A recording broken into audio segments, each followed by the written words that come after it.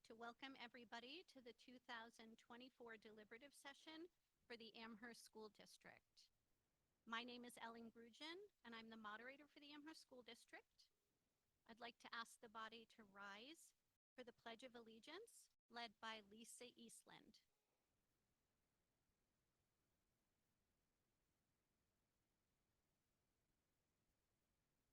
To the flag of the United States of America, and to the republic for which it stands, one nation, under God, indivisible, with liberty and justice for all.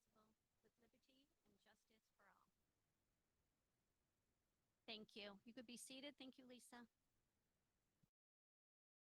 On Tuesday, March 12th, we shall vote via paper ballot here at the high school from 6 a.m. to 8 p.m. on each warrant as we agree to its wording this evening. Before we proceed, I'd like to introduce the school board, superintendent, administration, and the Ways and Means Committee members who will be addressing the body tonight. I ask that each of you introduced, waves your hand, or stands briefly. I'd like to start with the Amherst School Board. Chair, Tom Gauthier. Vice Chair, Jason White. Secretary, Terry Bain. Shannon Gascoigne. And Tim Thaberge. The administration, Superintendent Mike Berry. Assistant Superintendent Steve Chamberlain. Our business administrator, Amy Facey. Assistant Superintendent Christine Landerwall. And our counsel here tonight is Allie, and I'm forgetting her last name because I put her paper away. Sorry. Tamposi, Allison Tamposi. Thank you. Our Ways and Means members, Chair Kayla Baird, Secretary Matt Comstock, Chris Goodrich, Caitlin Thompson, Brittany Donovan, and Matt Borden. Thank you. Oh, and Pete Maresco. Sorry, Peter. Your name was just tiny at the bottom. So I'm going to discuss, and you each should have received a copy when you entered the room, of the moderator rules. I'm going to read them here for you. The moderator rules of procedure. The moderator will not follow Robert's rules tonight. The moderator will use the following general rules of procedure, whose main purpose is to keep things moving and not get bogged down in procedural quagmires. Number 1, every resident who wishes to vote must have checked in with the supervisors of the checklist outside the auditorium door and have a colored dot visible on their clothing. Also, your yellow cards are very important. So if they fall on the floor, you should pick them up. The moderator will take articles in the order they appear on warrant unless the moderator announces the intent to take articles out of order. Motions to amend must be made in writing and will be voted separately. Amendments will not be allowed to accumulate. Each speaker shall state name and limit their time at the microphone to 3 minutes. You are not required to give your address. If you have a dot on your shirt, we know that you're a registered voter in Amherst. No individual will be allowed to speak a second time until all others wishing to speak for the first time have done so. Speakers wishing to address the meeting should form a line at the 2 microphones. The moderator will attempt to alternate between pro and con, and historically that has been very confusing, so let's clear it up. We're going to have the con mic to my left and the for mic to my right.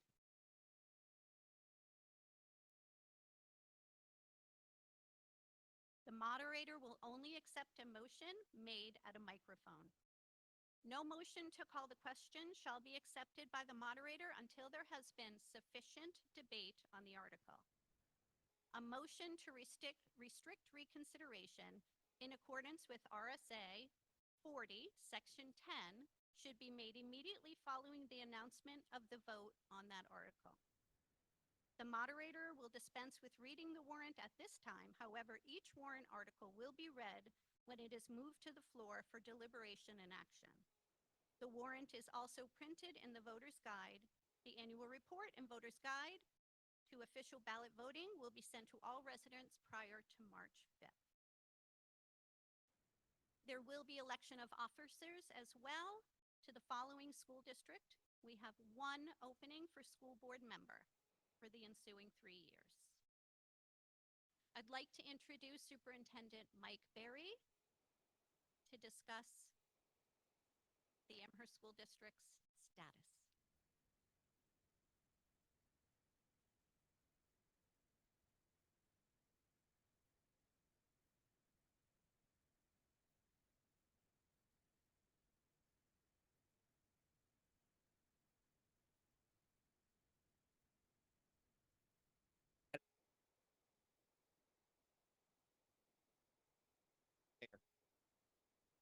Every dollar efficiently and be as transparent as possible. Schools are a fundamental part of a community, and I believe a respectful partnership between schools and their communities is essential. In SAU 39, we have committed ourselves to engage, challenge, and support all learners. We will create schools with the optimum balance of high academic expectations while ensuring care for the whole student. Like most, our school districts are navigating the new realities of our post-pandemic, hyper-connected, global society that requires us to approach education differently. Input from community members and the boards about the importance of developing a strategic plan is not lost on me. Reviewing the work of the last 3 superintendents has been valuable. The framework for progress provides a foundation for developing an effective operational and difference-making strategic plan. The long-term plan will provide the overarching direction for the SAU, allowing each school to develop site-specific goals and action steps. This work will be forthcoming in collaboration with the individual boards. If you did not receive or pick up the framework of progress, there's some copies, there's QR codes. It's been emailed, it's on social media, and if there's any questions regarding that, you can please reach out. But know this, we are a strong and capable SAU with the resources to fulfill the promise of public education. It is essential that we work towards the goal of transforming every school into a reliable vehicle for continual instructional improvement. This is a critical step towards ensuring our educational institutions provide students with the highest quality education possible. An education that leads to productive citizens who give back to their community. The leadership of SAU 39 is committed to promoting consistency and stability across all schools while improving literacy and mathematics, expanding and improving the use of instructional time, supporting the continual improvement of instructional practices, and strengthening partnerships. The urgencies of these realities is the catalyst for this framework. I wanted to highlight and communicate the good work that has occurred and is ongoing in the Amherst, Mount Vernon, and Souhegan school districts. I continually look for ways to narrow energies and remove the distractions that impede learning and negatively impact the educational experience for our students. There needs to be a certain amount of autonomy from school to school and district to district, allowing for individual creativity, different implementations, or unconventional methods. The framework for progress is the North Star all our schools will follow. All work has to connect to this destination. I want to assure people in this room and moving forward, the framework is not a reform movement. It's not a reform effort. It is an improvement effort. As we work on this, I encourage people to give us space and grace because it is a longer process than people expect. This will serve as a bridge to the fully developed strategic plan. Please know that we are working with a sense of urgency, increasing our pace of change as our students and staff are counting on us to do so. I believe SAU 39 is poised to achieve great things in the coming years as we strengthen the educational environment for our students and educators. I have no doubt together we can make this journey a reality. I invite you to join me with confidence as we take on this work and continue the good work that's been going on for a number of years. We welcome your ongoing feedback and urge you to partner with us as we move forward. Appreciate you coming tonight. Appreciate your participation in this process. Thank you. Thank you, Superintendent Barry. The moderator will now recognize Tom Gauthier.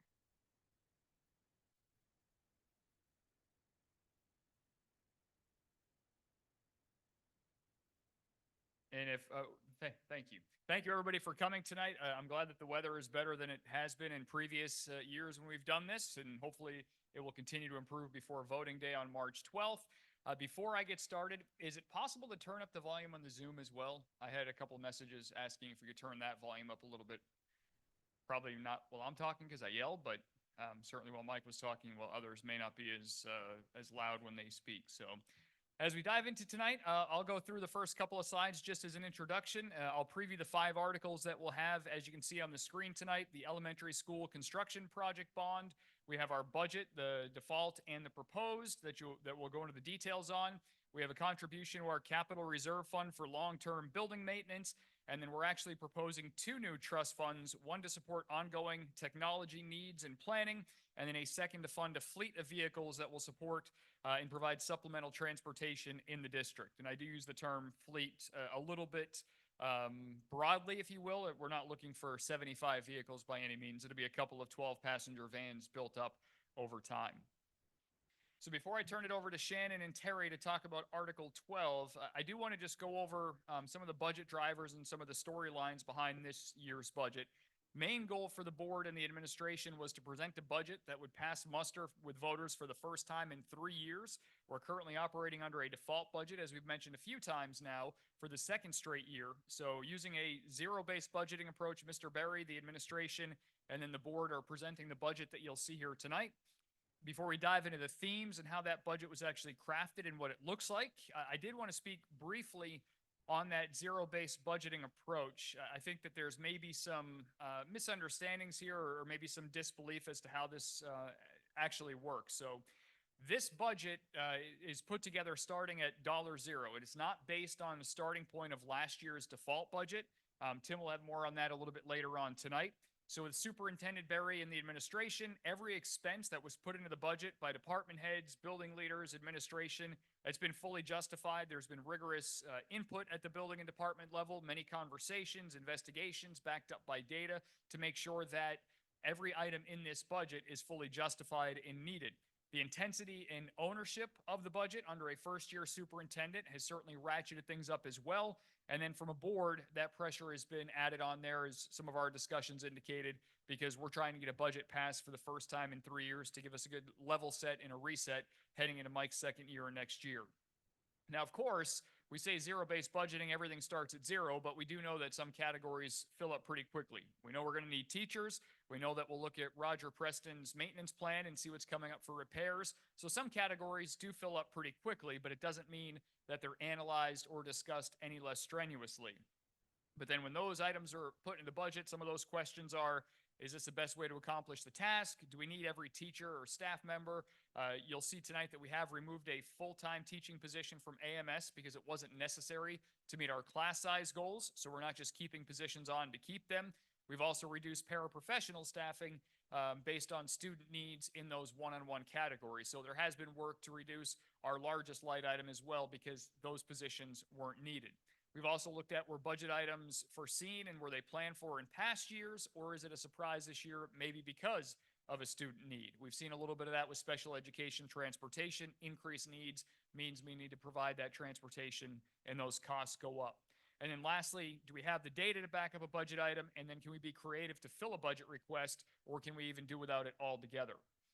Adding to this, as a board, administration, and at the building level, we continue to develop better long-term plans to avoid sharp spikes and declines in the budget.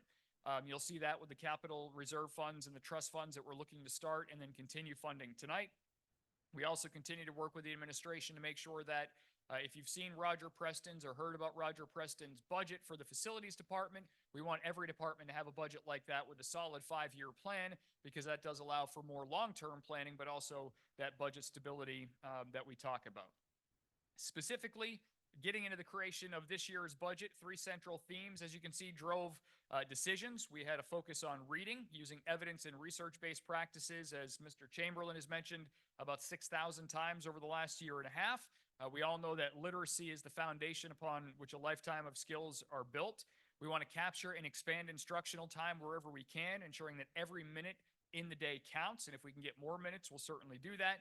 That effort began last year with the new CBAs. Going into next year, we'll have an extra student day built into the calendar, going from 175 to 176, and then other ways that we can capture more instructional time, removing late starts, 3 of those next year, and then or early releases, I should say, having another day of professional development sometime on the calendar to give us 3 more full school days as opposed to those early releases. And then lastly, supervision and evaluation of teachers and staff, setting expectations, providing constructive feedback, ensuring that teachers grow and develop in their craft, which is going to benefit them in their careers, but it's also going to be better for students in the long term as well. So as we go through the presentation tonight, you'll see that what items impacted the budget the most. You can see right there in that top line category, 21.8% increase in health insurance. By comparison, last year's increase was roughly 5%. Dental is almost 5% this year. It was under 1% a year ago. We also see the impact of the new collective bargaining agreements that we talked about, those teacher contracts and the Amherst support staff contract. We have changes in staffing due to enrollment and student needs, as I touched upon, both in regular education and in special education. With Superintendent Berry, we continue to work the work started by Steve last year with a focus on district-wide literacy achievement. And then Mike also mentioned quite a few other metrics and goals that we have in that focus on the future plan that he's been putting together. We do have additional busing for kids in regular education to make sure that kids can get to school on time. A cost saver this year was 15 buses, the last 2 years actually. We do have some buses that, because of the size of the town and the distance that drivers need to go, have a difficult time getting to school on time every day. It just happens, and we're looking to fix that next year with an additional bus. And then we'll also work on the long-term and short-term facility needs, which is what we will start with right now. So with that, I will yield back to the moderator. Thank you, Mr. Gauthier. I'm going to introduce Article 12, Bond Article 12. I'm going to read the article first, and then I'd like to make a motion to bring it to the floor, after which Shannon Gascoigne will do a presentation along with Terry Bain. If you are new to a deliberative session, welcome. So after Terry and Shannon's discussion, we will open up the mics for comments. Article 12. To see if the district will vote to raise and appropriate the sum of $49,997,214 gross budget to finance the major addition, reconstruction, and renovation project for the Wilkins Elementary School building located at 80 Boston Post Road, Amherst, and to authorize the issuance of not more than $49,997,214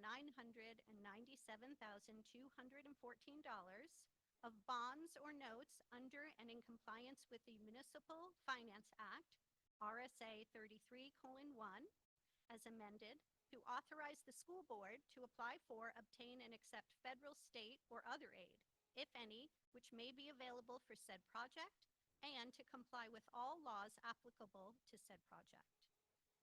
To authorize the school board to issue, negotiate, sell, and deliver said bonds and notes, and to determine the rate of interest thereon, and the maturity and other terms thereof.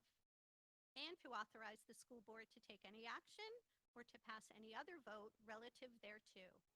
And further to raise and appropriate an additional sum of $1,249,930 for the first year's interest payment on the bond. 3/5 ballot vote required. I ask now for a motion to move Article 12. Victoria Parisi, and a second? George Bauer. I'd now like to recognize Shannon Gascoigne, School Board Member, and Terry Bain, School Board Secretary, to speak to Article 12.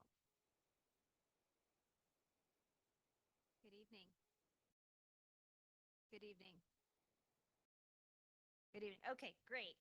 Thank you, Madam Moderator, and good evening to all of you. Thank you for being here. We will spend a brief portion of our presentation providing some historical context for those who may be new to town or tuning in for the first time. Then we will work our way through the details of the last several months of work, culminating in the proposed request for FY25. Our aim is to provide a comprehensive look at the overall request and to answer as many of your questions as possible this evening. When we arrive at the public comment portion of the evening, we will draw on the expertise of our fellow board members, SAU leadership team, and representatives from Banwell Architects, DEW Construction.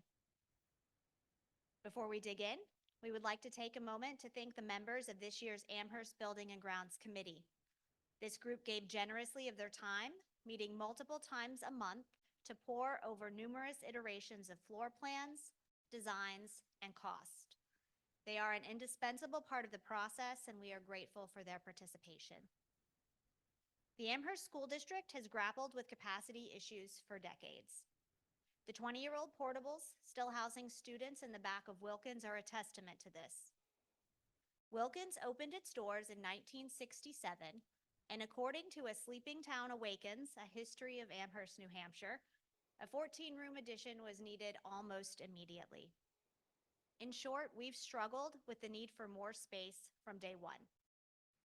Today, 57 years later, we continue to operate and maintain an elementary school building that is not appropriately sized for our current student population, requiring the use of detached portable classrooms and temporary office trailers to augment space. An elementary school building where the mechanical, electrical, and plumbing systems have been well maintained, but are now at the end of their useful life, with most grandfathered in as they would not meet current codes and standards. As we approach and plan for FY25, the Amherst School Board remains steadfastly committed to addressing the infrastructure needs in our district for the long term. Am I live? Yes. The work being presented this evening is the result and evolution of a multi-year process which began in 2017. We have made significant strides in planning for our facilities with input from multiple stakeholder groups, experts, administration, and residents.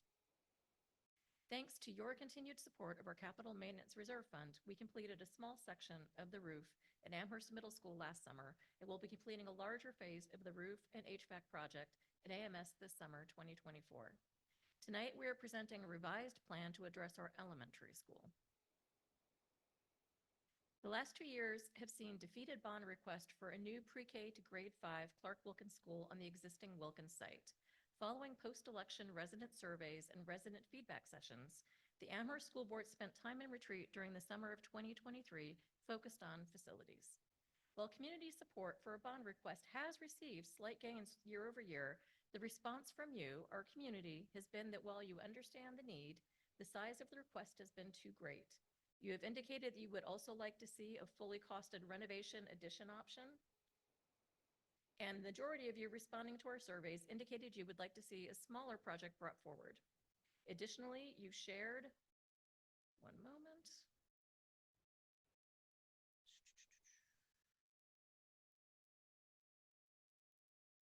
I'm so sorry. It's the first time I'm trying it live, even though we practiced yesterday. You would like to see a fully costed renovation, and the majority responding would like to see a smaller project put forward. Additionally, you shared your concerns regarding the future of the Clark School building. This is why I normally print it out. So sorry. I'm getting the hang of it.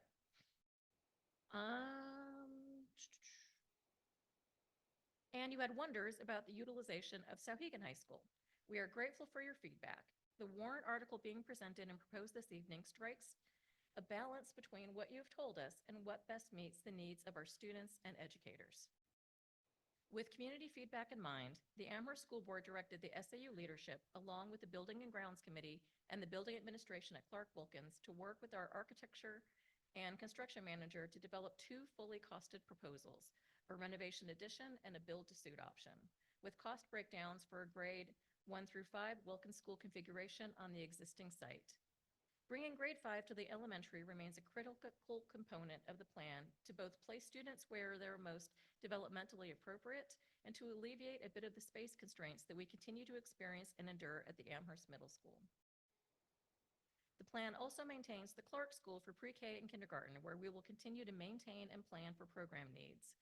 We did explore the possibility with the Sohegan Cooperative School Board of relocating the preschool program to the high school annex, with the idea of perhaps offering a CTE program to high school students.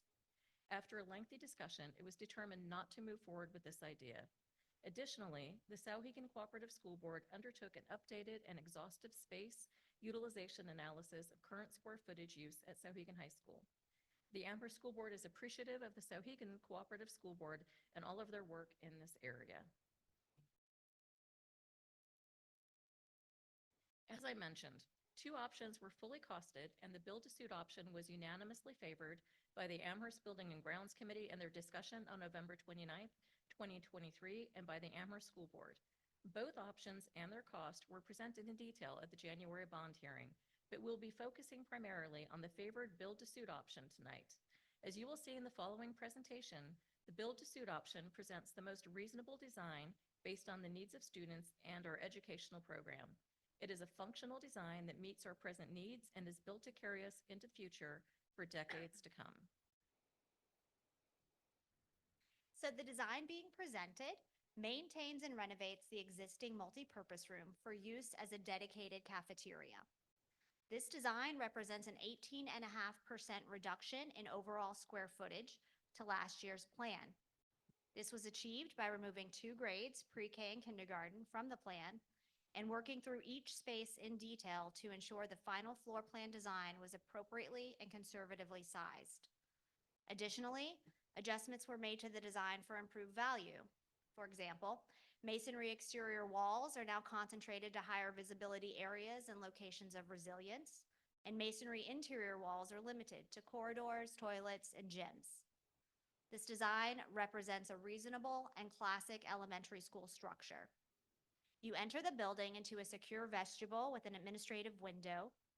Grades 1 to 2 are located on the first floor, along with student services, specialized programming, the cafeteria, gym, library, and music and art. This may be a little difficult to see in the audience. We do have some display boards out in the lobby as well. The second floor houses grades 3, 4, and 5, with their associated educational supports located adjacent to the grade pods. The building design offers a smaller footprint on the site, reduced by 18.5% again compared to last year's. The building is also set further back from the edge of the wetland buffer than in previous designs. It offers an efficient drop-off and pickup loop, along with ample parking for staff and school events. As you'll see, the conceptual exterior renderings maintain a very familiar, timeless look, profile, and feel to what we've had in the village for 57 years.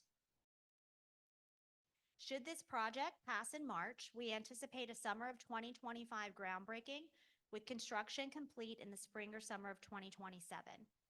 Detailed phasing plans and updates will be communicated and available throughout the course of the project. Care will be taken to work in phases that present the least disruption and impact to the school community.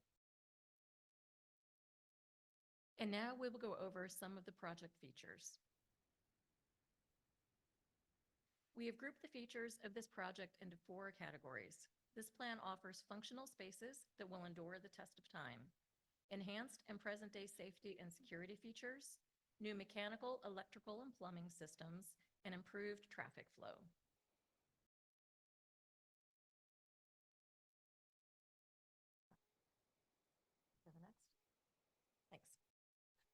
When we looked at creating simple and functional spaces, we began with a re-review of our programs and how they interplay with space. By removing preschool and kindergarten from the program, and by reviewing and adjusting spaces like the gym, we were able to reduce the building footprint by 18.5% over last year. We also reviewed enrollment projections to arrive at a conservative and appropriately sized structure. This plan has a design capacity of 756 students, or 7 classrooms per grade, with 3 flexible classroom spaces built in to be used for programming or classroom space as needed to serve bubble years, student services, and program needs. It has a core enrollment capacity of 864, which refers to our core spaces such as the cafeteria, media center, and gym. I'd like to share a little bit about the enrollment projections while we are on this slide. We are entering our 3rd year of working with NESDEC, the New England School Development Council, to project enrollments. NESDEC is a not-for-profit educational organization that serves 300 school affiliates in New England, including 38 in New Hampshire, such as Hollis Brookline, Oyster River, Merrimack, Milford, and Londonderry, to name a few. The first year, they were under on their projections by 23 students, and the following year, financial year 24, they were over by 31 in grades K through 8. NESDEC reviews annually each fall/winter and provides a spring update with any adjustments. Over the next 3 years, grades K through 4 enrollments are projected to increase by 55 students, and grades 5 through 8 enrollments are projected to increase by 8 students as students move through the grades. Projections involve a number of considerations, including, but not limited to, migration rates, birth rates, retention rates, and building permits.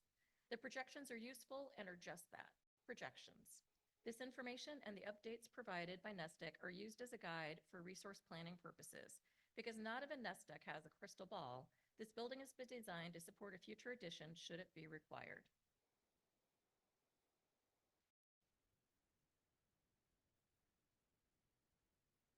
As Ms. Gascoigne pointed out, the design maintains a familiar look, profile, and feel to what we are accustomed to in the village, updated to meet modern codes, standards, and requirements. It will feel as if it has always been here. The following are aspirational conceptual design photos.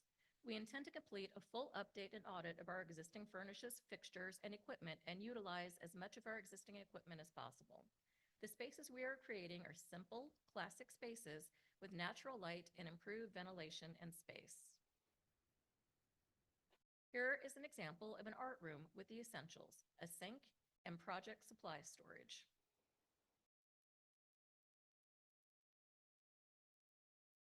Currently, the individual instruction spaces are woefully lacking. This design provides quiet spaces for educators to work with students in smaller groups or individual settings, free of distraction and noise. Here is an example of a corridor with cubbies.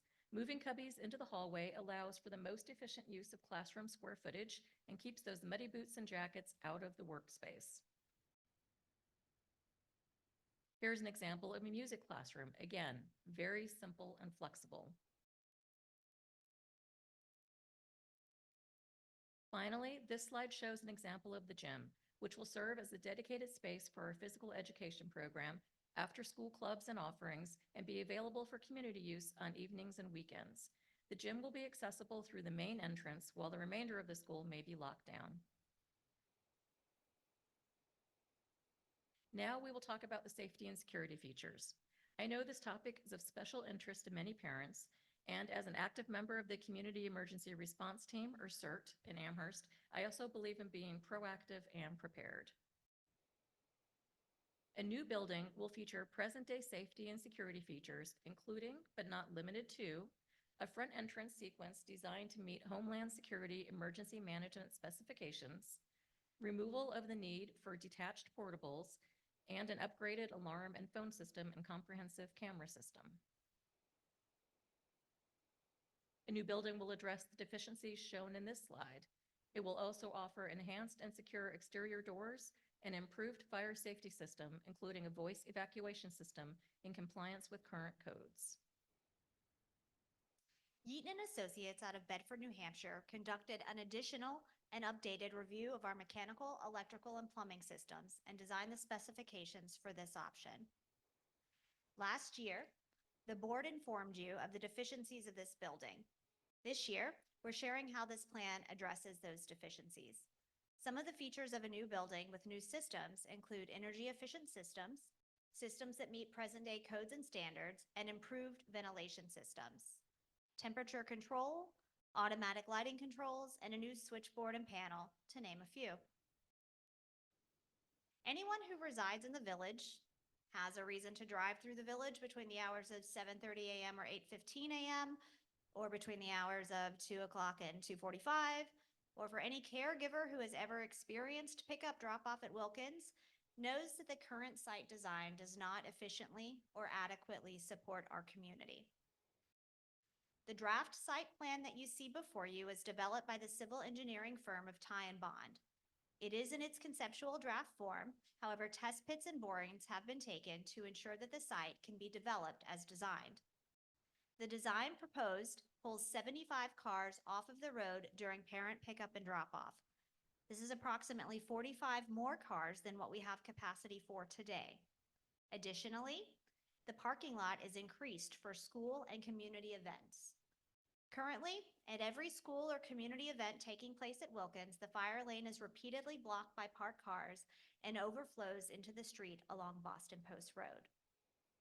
The Jones Road exit that you see is currently planned to serve as an exit point for buses and a secondary emergency egress, with a gate to control use and traffic. For those of you who appreciate a variety of comparisons and considerations, we have attempted to provide a high-level overview on the next few slides. We appreciate the feedback that we received from our Building and Grounds Committee and residents who attended the January bond hearing, suggesting that we include this type of information. The information on this slide represents a high-level overview of the difference between last year's proposal and this year. As you'll note, the total cost has been reduced along with a reduction in overall square footage and footprint on the site. This slide shows how the costs compare. As part of our work this year, going back to the drawing board, we worked with our architects and construction manager to further refine cost in detail for the following scenarios: maintaining the status quo, a renovation addition, and a build-to-suit. In the status quo scenario, the 5th grade remains at Amherst Middle School, and we continue to rely on temporary portables to augment our space needs at the elementary school. It's worth noting that the $33,134,904 estimate does not take into account the replacement cost of portable buildings over time, which must also be considered as the lifespan of a portable building is not the same as bricks and mortar. The scenario also creates unpredictable tax spikes and places the educational operating budget at risk should needs be placed in the budget. As a reminder, we spent extensive time reviewing and discussing the cost associated with the renovation addition and the build-to-suit options at our January bond hearing, which is available to watch online. As you will see over the next 2 slides, while the reno addition option was slightly less expensive, it created a building that was not as efficient in form or function. Additionally, it required extensive repair of existing elements and systems, all while retaining older walls. It also did nothing for anything below the existing foundation, and it maintained several existing classrooms that are currently undersized for our programs. The build-to-suit option offers the most bang for your buck and responsibly and reasonably threads the needle between the community feedback we have received and our educational requirements.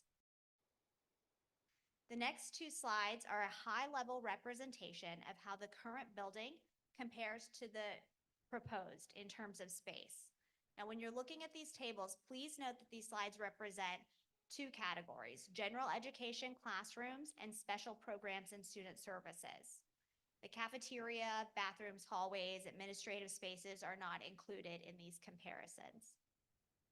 Currently, the main building at Wilkins has 27 rooms allocated for grades 1 to 4, general education instruction. The proposed plan includes 43 rooms to accommodate grades 1 through 5, general education instruction, with dedicated space for music, PE, and technology. This is a 24,330 net square foot increase in general education space to meet our current need. Currently, we have 8 rooms dedicated to serving our student services programming. This includes spaces for speech pathology, reading and math intervention and enrichment, special education programming, calming spaces, and occupational and physical therapies.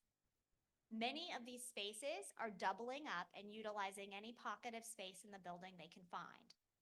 The new design provides appropriate space for our educational professionals to work with students in spaces that are conducive to learning. Providing individual support, such as speech services, in a shared room with other adults and students is challenging, as you can imagine.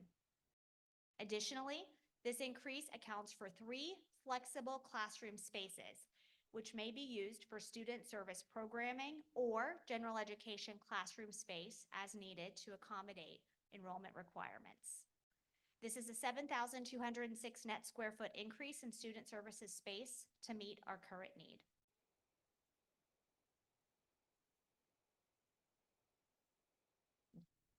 The SAU administration has engaged the New Hampshire Municipal Bond Bank to assist with financing. The advantage of the bond bank is that it pools smaller bonds to reduce cost, increase efficiencies, and has a proven track record of supporting New Hampshire school districts. The current proposal is a level principal 25-year term calculated using a cautiously conservative rate of 4% as provided by the bond bank. The New Hampshire Municipal Bond Bank is different than a regular bank. The rate is unknown until the time of sale on the open market, which is why an extremely conservative estimate is applied for planning purposes. This slide represents the estimated tax impact based on the current valuation and average home value provided by the town of Amherst and does not include any potential savings from a refinancing. The information presented this evening is a conservative estimate utilizing the prudent and cautious rate provided by the bond bank for planning purposes. Here is a graphical representation of the tax impact over the life of the bond, with payments decreasing over the life of the loan. Last year's proposal was ranked 7 out of 17 building aid proposals submitted to the state. Even though our project was ranked 7th, there would be insufficient state funding available after funding the projects ahead of us. The Amherst School Board, along with SAU leadership, continue to advocate for an increase in funds for and changes to the building aid process with local legislative representatives. As you heard Superintendent Barry say at the start of our session this evening, our mission is to engage, challenge, and support all learners. Therefore, we can't talk about our buildings without discussing their potential impact on student learning. Research and evidence-based instructional practices drive the Amherst School District. The project being proposed is a classic design that will serve the district for decades as educational practices and curriculums evolve. There are no pie-shaped classrooms, no movable walls, no oddly shaped nooks or crannies, just a classic New England structure built to endure. Our goal is to create an environment where educators can teach to the best of their ability and students can learn to the best of theirs. Right now, our building hinders those things. In our building, we lose instructional time when we place educators on carts traveling from room to room, such as our technology teacher, or when we move programs to areas of the school for which they are not designed, like music, which is currently on the stage, which is located in the cafeteria and also shared with the gym. Classrooms with adequate space to spread out allow teachers to reconfigure seating arrangements and allow for a variety of teaching methods. They also make it possible to create study areas and smaller learning centers that reduce visual and auditory interruptions. The multi-purpose room is truly that. It is currently our lunchroom, our PE space, and our music room. Therefore, our programming schedule is driven by the lunch schedule. Temperature fluctuations and a lack of consistent temperature control are an ongoing issue. The temperature affects engagement levels and overall productivity no matter what age you are. According to the EPA, there is evidence that modest changes in room temperature affect students' abilities to perform in tasks requiring mental concentration, and that children in classrooms with high outdoor air ventilation rates tend to achieve higher scores on standardized tests in math and reading than those who are not. In conclusion, this project offers functional spaces with a timeless design, allowing for the implementation of a variety of teaching methods and styles. The design allows for future additions to be built onto the site should an unanticipated boom in town occur. It addresses present-day safety and security concerns, replaces mechanical, electrical, and plumbing systems with energy-efficient systems, and provides optimal indoor air quality and ventilation. Finally, this design improves the traffic flow through the village by maintaining a smaller footprint and increasing the number of cars that are taken from the road during the drop-off and pickup hours. It is a structure that has been designed to serve the present needs of our current student population and generations to follow. It is a design that takes into account and consideration all that we have heard from you, our community, over the last several years. We have endeavored to scale this project to one that you are able to support. We recognize that this is a major investment in the future of our town and public education in Amherst. Thank you for being part of the evolution of this work. It hasn't been easy. The article you see before you is the product of your feedback over the years and input from countless community volunteers and stakeholder groups. Thank you for your time. We look forward to your comments and questions. Madam Moderator, I yield the floor to you. Thank you, Shannon and Terry. Before opening for discussion, I'd like to recognize Caleb Baird, Chair of the Ways and Means, to speak to the committee's report on warrant Article 12.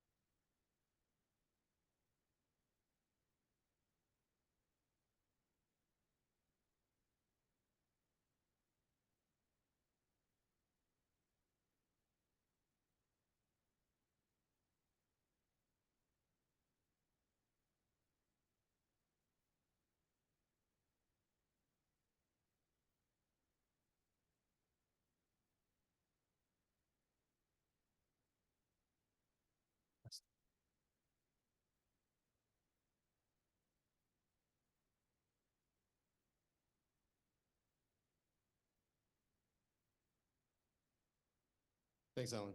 You're not gonna really move around. As Ellen mentioned, my name's Caleb Baird. I am the chair of the Ways and Means Committee. Just commenting on Article 12.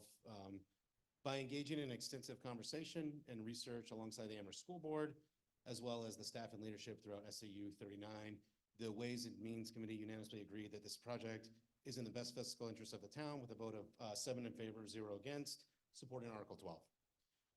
Through three plus years of research, engaging community for feedback, and multiple iterations of this project, Ways and Means believes that an exhaustive effort was undertaken by both the Amherst School Board and the SAU administration to create a solution that takes into account the fiscal concerns of the residents of Amherst, minimizing tax impacts as much as possible, while still creating a facility that would meet the current and future space needs for the district, provide a learning environment to facilitate high academic achievement, and deliver the highest standard for student safety. As Shannon alluded to, if Article 12 is not approved by the voters, Wilkins School would still likely require maintenance throughout the next decade that would create a similar tax burden and only address structural and mechanical issues such as plumbing and HVAC, which are at their end of life, but not resolve any space constraints, current suboptimal learning environments, or safety concerns. All this, coupled with the fact that construction costs will likely continue to rise in the coming years, led Ways and Means to the conclusion that this article is in the best interest of the town at this time. Thank you, Caleb. I now open the floor for discussion. As a reminder, we have 2 microphones. The one Caleb was using is for, the other one is against. I'll acknowledge each speaker and ask that they share their name. Each speaker will have 3 minutes to share their comments.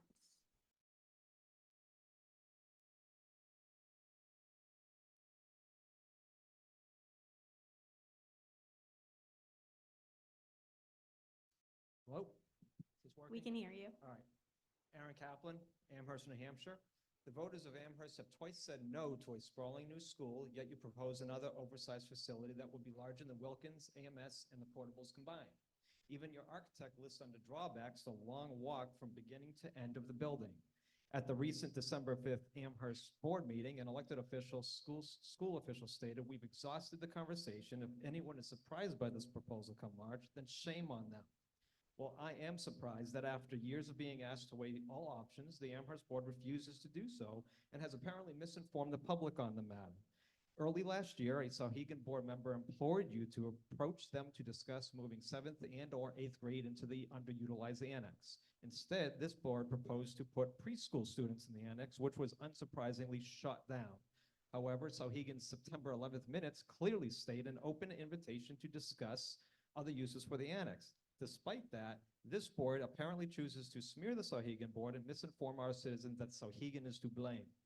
I am surprised that you propose to turn Wilkins into a construction site for a minimum of 2 or more years, putting every child and employee at an unnecessary risk of exposure to construction-related hazards. Google search construction dust hazards and you will be alarmed. There are security risks involved with having construction contractors and subcontractors working alongside elementary-aged children and staff. Your claims of security risk of existing portables fall flat when you propose to empty all of Wilkins into portables during a multi-year project.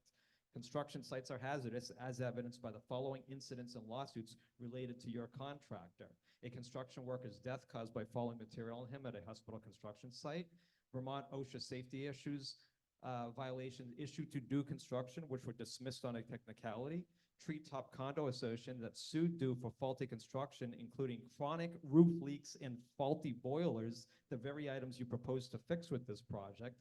$3 million was paid to settle the matter, and a local Vermont publication wrote that do use the subcontractor who employed illegal migrants at multiple construction sites. These cases don't necessarily disqualify a company from being hired, but they highlight the risks. 30 seconds. You do not take on these risks unless it is absolutely necessary to do so.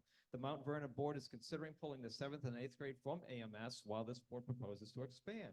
You've refused to engage with the Sauhegan board despite being invited. Your letter to the selectmen right after the last election asking for $125,000 in impact fees to design another new school tells me you did not intend to weigh all options. The loss of sports moving 5th grade to Wilkins would lead to a less physically active student body, denying them memories and lessons that are learned through these programs. I'm surprised by all of this, and there's no shame in that. That's I leave fine, you with these Karen. 2 questions. Would Can you- I answer are you- questions? I'm- I just have two questions. Well- I get it. You don't like what I have to say, but Hold I'd just on, like to simply- Hold on, my meeting, just a minute. Yep. Erin, are you almost done? Yeah, Okay, 15, 20 seconds. so if you don't mind, Chairman Gauthier, are you prepared to answer questions tonight, or are you just prepared to listen? Yes, if we can answer questions that we have the statistics and information for, we will, but anything that we can't answer, we're glad to take the questions back and send an email response after. Appreciate it. So my first question, why have you repeatedly stated that the Sauhegan board is to blame for the lack of fully discussing the millions of dollars of underutilized space in our district? And the second question is, which of the aforementioned lawsuits and safety incidents were you aware of, and what discussions have you had with Dew Construction and Bannerville Associates to ensure that none of these occur here? I hope this isn't the first you're hearing about these. This question should be answered by the board and not by any third party. Thank you. Thank you. So in regards to the first question, this has been a game of semantics, and I will gladly play this game back and forth. But I think we've discussed this ad nauseum in our SAU meetings. We've discussed this in our meetings between Sauhegan and Amherst alone to talk about facilities, although I think Mount Vernon was there as well. So it was maybe more of a facilities-focused SAU meeting. We have agreed to disagree on how we are approaching this because Sauhegan has repeatedly said that they want to use that space for their needs as well. So I believe it was the October meeting. Don't quote me on that. I don't remember if it was October or September. Thank you. So it was the same September meeting. They had said that they voted 6-1 not to pursue any further use of their buildings for the Amherst buildings, or maybe 5-2, but it was overwhelmingly unanimous that they decided not to do that. They said, we're always willing to have those conversations, but they're really not when they say they want to pursue it for their buildings.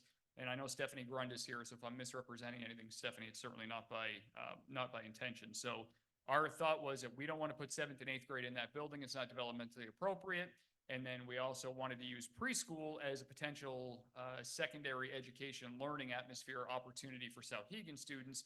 they said that they really didn't want to do that either. So this has been two groups that really don't want to work together on this project because we want to use those facilities and those spaces for their own needs, and we don't want to put seventh and eighth graders in there. So I think we've talked about that with that board, and I think we're all in the same, for the most part, we're all in the same spot that we've decided not to go forward with that approach.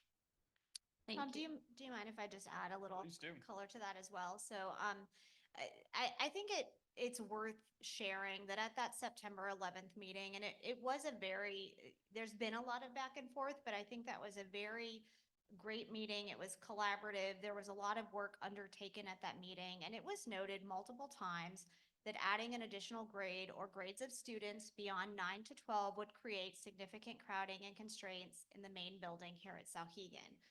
It was also noted several times during the meeting that any discussion to bring those additional grades onto the high school campus would require potential construction on the existing Sauhegan High School site in order to avoid cramming this building. So what we're not interested in doing on the Amherst board is trading our problem for the same problem here. So additional construction would likely be needed. The Amherst School Board does not find this to be realistic, viable, or cost-effective or academically optimal for the many needs that we have across our entire district, K to 8.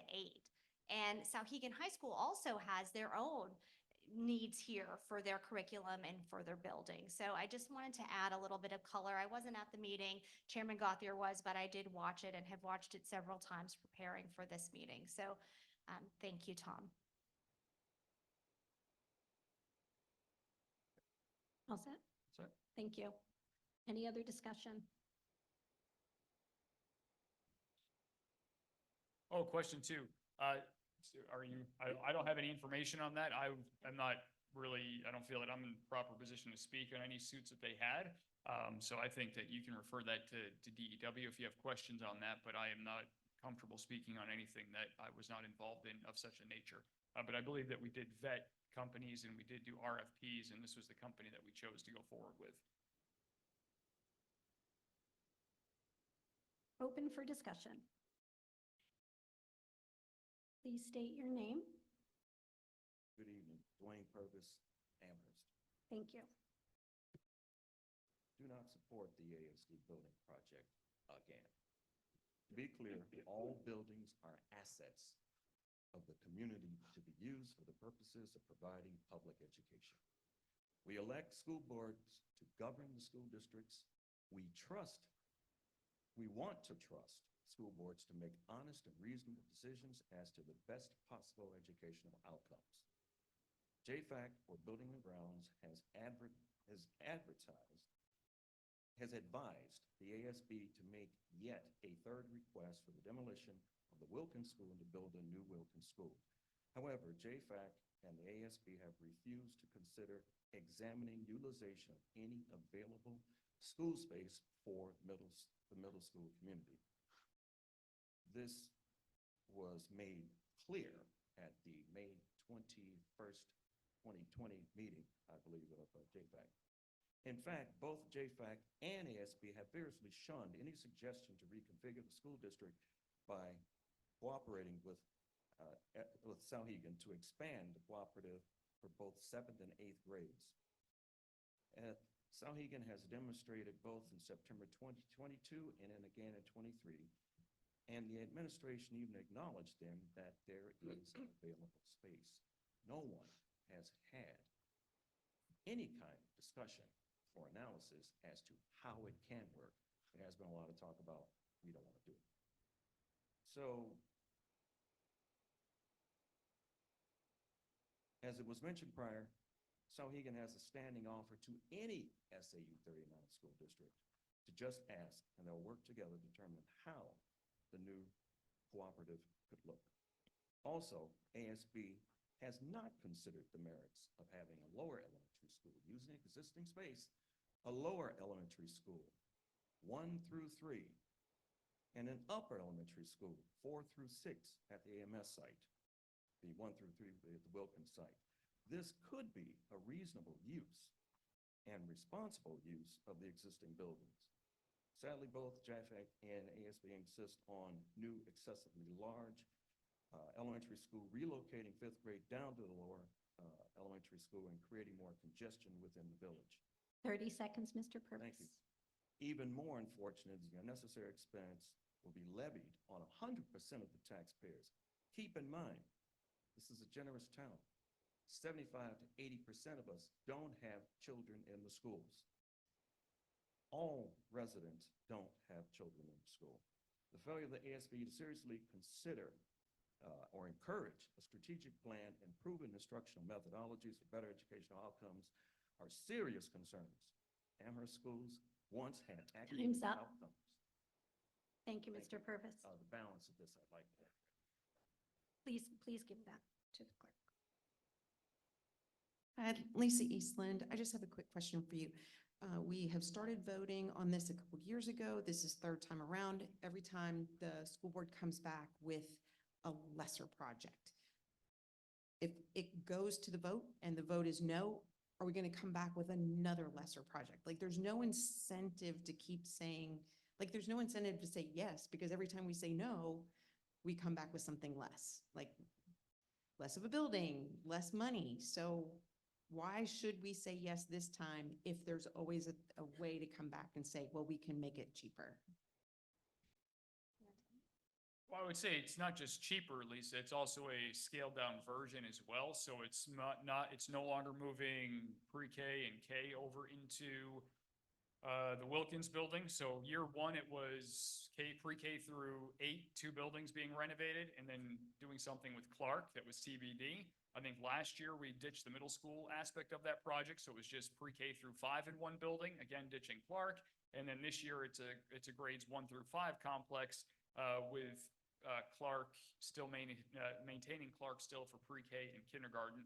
Next steps, I don't know that we've had those. I know that we haven't had those discussions, so I wouldn't want to speculate on what we might continue to talk about further. But I think that getting 5th grade down to Wilkins for that 1 through 5 elementary school, which is a traditional elementary school model, is what our focus is on right now, in addition to right-sizing that building. Yeah, I think it's a really great question that you pose, Lisa. I would be hard pressed to support anything more scaled down with this, and to just be quite honest with all of you, this one was a struggle for me. Where we started in 3 years ago was as you'll recall, the 2022 bond request included Amherst Middle School and a consolidation of Clark Wilkins at a time when interest rates were still at historic lows. We were hoping to realize the savings from bidding the project concurrently and utilizing one construction manager. In the end, we're trying to respond to the feedback that we're hearing from the community. The cost was too great to bear, and that option was defeated at the polls.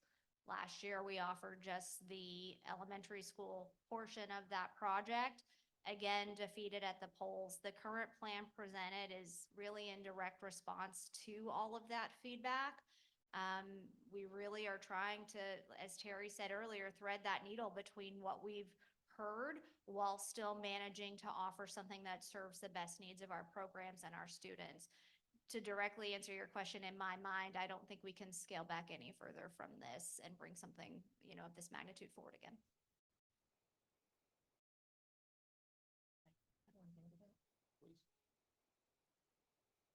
So I will say the one thing that we know that we really can't reasonably do is we've made concessions, we have listened, and we have honestly tried our very, very best to still bring something that meets as many needs as possible, that fixes as many things as possible, and is the best use of your tax money, my tax money.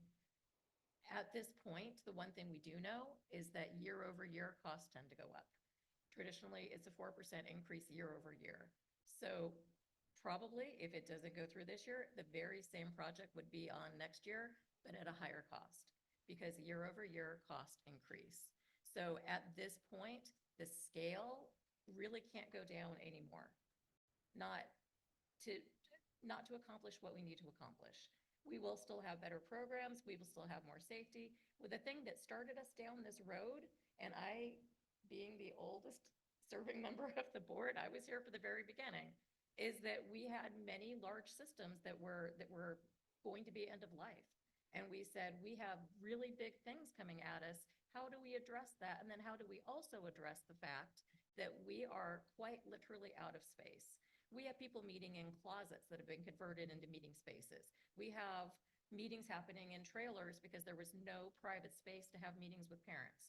We are taking use of every square inch of that building and being as creative as we can, but creativity can only go so far. So we are truly at the end of what we can do with our existing, and we know that we have, and that's why we put it back up on the slides. What would happen if we kept the status quo and simply fixed what we had? It still doesn't solve a lot of things, but it would be where we would have to go to if, again, this got defeated and then it went up with a higher cost and got defeated again. At some point, we would have to go that way. So that's really where we're at. The buck has stopped, and this is where we're at. We can't scale down any more reasonably and still give you value.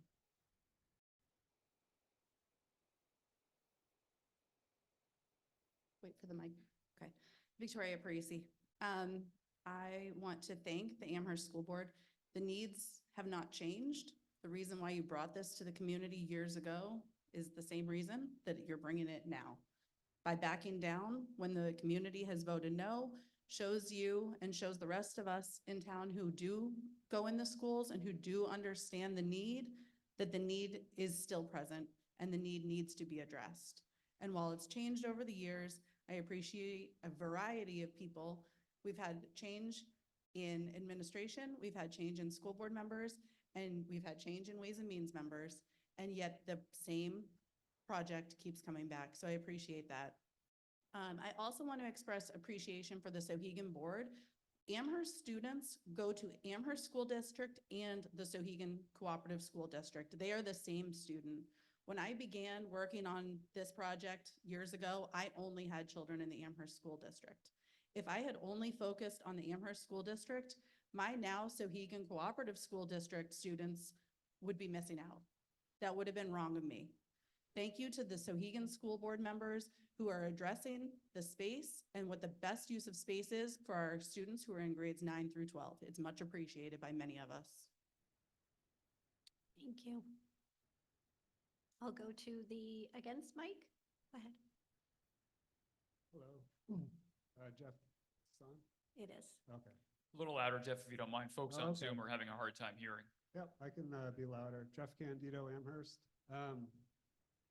First want to say thank you to the board. Obviously, it's a lot of work you guys did, and just want to say thank you. And I want to say thank you for putting the actual full cost on there, 76.2 million, because that wasn't on an earlier presentation, so I noticed that, and I appreciate it. The average cost to the total cost to the average homeowner was still not presented. So what is this thing going to cost people over 25 years? People need to hear that. And last year I asked for it and I didn't get it. This year, before tonight, I asked for it. I was hoping to hear it in the presentation tonight, and I did not. So maybe if you have that number tonight, that'd be great to share with people. My last point is actually a question for the superintendent. I'm hoping he can has a comment on this, because I'm reading through goal 6 on his frame for progress. And I'm not convinced that the superintendent really supports the new building, and please correct me if I'm wrong, Mr. Berry, but you know, I was just hoping you could share your thoughts on the new building and whether or not you actually support a new building at this time, or if you wanted to wait until your full assessment was done. And that's all my questions. Thanks. Thank you. Do you want to address?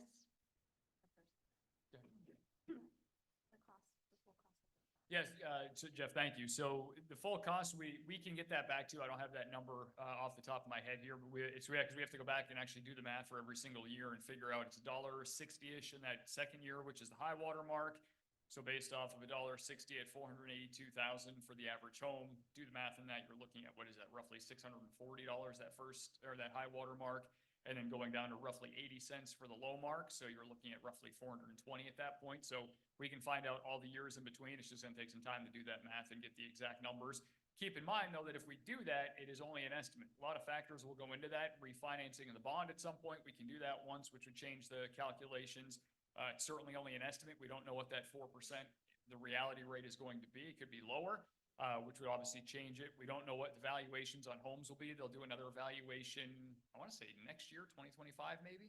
So it'll be 2025. That could change things right off the bat from the beginning. So those numbers will be very tenuous, but we can certainly put them together and send them over to you.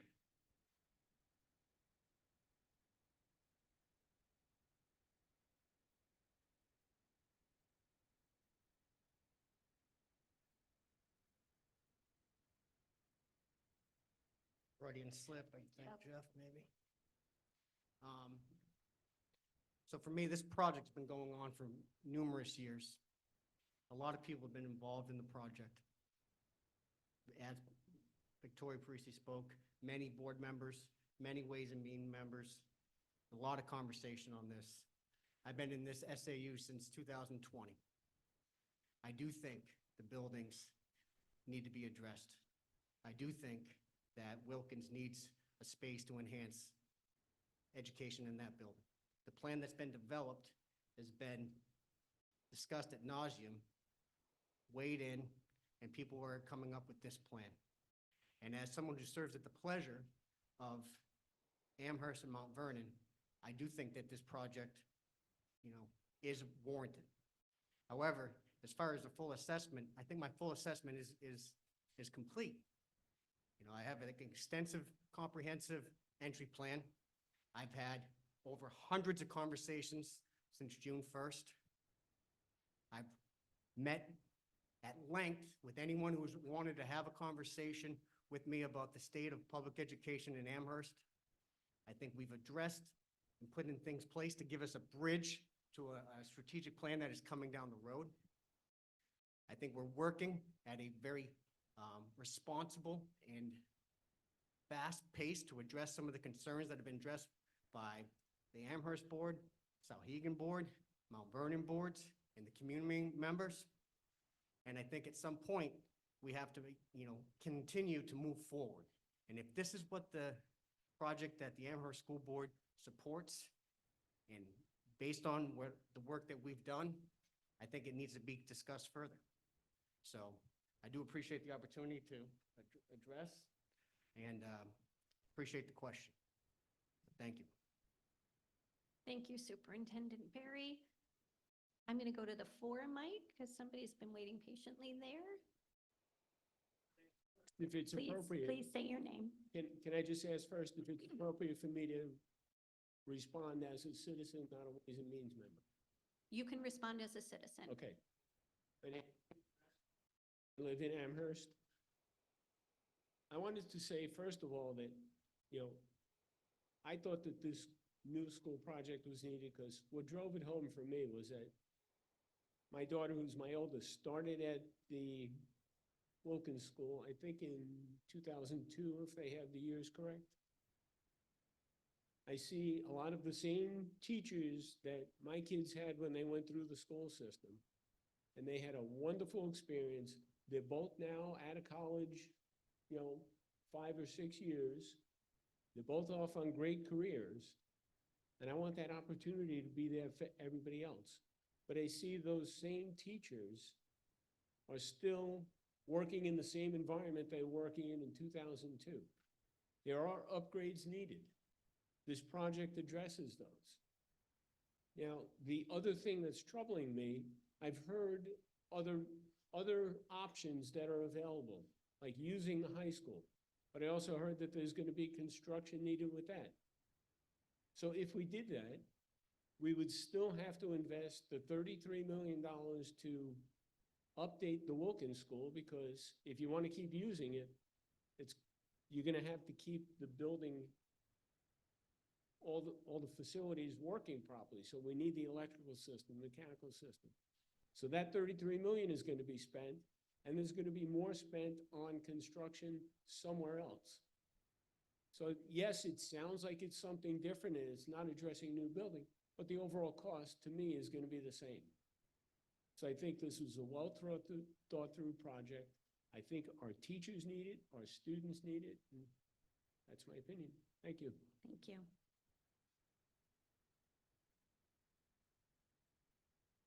Go ahead.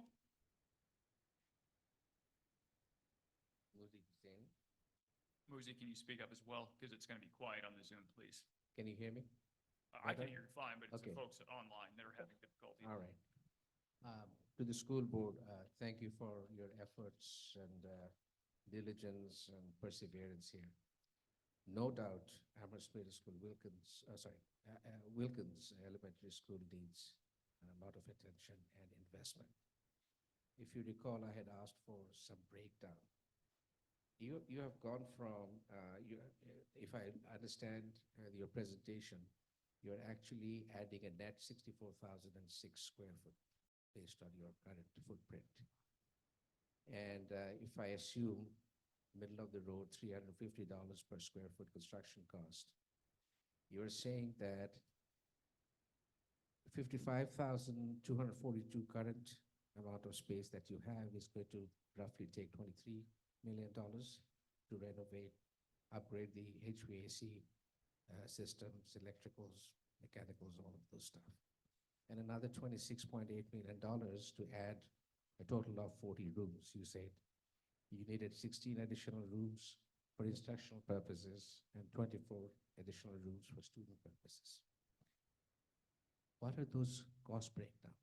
It seems very high to me compared to a class 1 office building. You know, we are not understanding what is the breakdown of $49 million that you're asking for, roughly $50 million. Initial layout. Question number 1. Question number 2, I've been living in this town for 19 years. I do not recall seeing a warrant article where the town agreed that you move the 5th grade from the existing location to the elementary school. Okay, that was never a deal. So we need to understand as residents, what is the wisdom and benefit of it and what's the con of it. So we need to see options. And you also have about $2.8 or $9 million in the trust fund. Why aren't we getting and keeping up with the upgrade of the mechanicals? Those are my questions, and that's the reason I've been holding off. I do recognize that Wilkins needs space, but the numbers don't make any sense to me. Thank you. A lot of questions there, Muzi, so thank you. So I will try my best to remember all of them, starting with the last one. The trust fund's down to about 300,000 because we just expended 1.7 million for phase 2 of the roof project at AMS. So that is down to essentially what we consider the bare minimum, to about $100,000 for each building in an emergency fund. We are going to be asking, as Jason will explain later on, for another unassigned fund balance contribution to that to get it back up to close to $1 million by the time that this contribution is done this year. But that fund has been funded, apologies for the redundancy, for the last 4 or 5 years after it started with a balance of about 20,000. We've been making contributions to it. We've done a couple of projects, and we've now done 2 phases of the roof project for about $2 million at AMS. So that fund has been utilized to maintain AMS, and that is the current plan. Obviously, whatever happens tonight or on voting day will determine size of contributions and what other plans we have going forward for Clark and potentially Wilkins. In terms of the breakdown of the costs, I don't think it's an apples to apples comparison. When we talk about, and Shannon or even Matt Wheaton from DEW can correct me, but when we talk about doing a renovation to Wilkins for that 33 million and change, that is just systems. That's not widening hallways. It's not expanding classrooms. It's not making classrooms bigger. It's not adding classrooms. It is strictly doing the mechanical, electrical, and plumbing, which will make up a fair cost of the proposed $49 million project. And then obviously we're adding on gymnasium, we're adding on more than just the 30 odd rooms that we're adding in terms of classroom space. So it's not just saying, well, you have this building, you're adding this many square feet, this is the cost for an extra 16 million. It doesn't equate like that. And then you had a middle question that I'm hoping Shannon remembers. I don't. I was actually going to tack on though to the response. I'm looking at the itemized line by line cost for the building. So that 49 million is composed of many things: concrete, masonry, steel, glass, windows, roofing, doors, HVAC, paint. I'm not sure if that's what you're getting at, like each line item, exactly what goes into that. But I wanted to add that.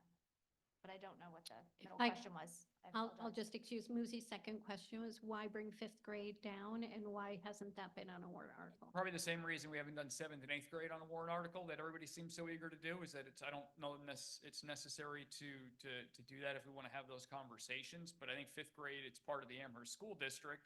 And I think we have the ability to move that if it's educationally appropriate. I don't know that it's something that needs to be on a warrant article. I think when they built AMS, it was likely more of a space thing because Wilkins was only so big. And if you had 1 through 4, again, I'm assuming here, but it's a fairly educated assumption. Wilkins was only so big. So when you have K through 8, you got to put kids somewhere. And so if you want to have a 1 through 5 and you don't have the space for it, you got to do one of two things, jam them all in, or you have to move them to a secondary building. So I think the inverse is true, because I'm sure that when we did this years ago, I'm not sure that 5th grade was voted on to move to AMS from a elementary setting, but I can't speak to that with any. Additionally, I mean, I think Fidelity. it's very similar to, so when my kids were younger and before they started school here, and I'm sure many of you experience this, 1st grade used to be at the Clark School.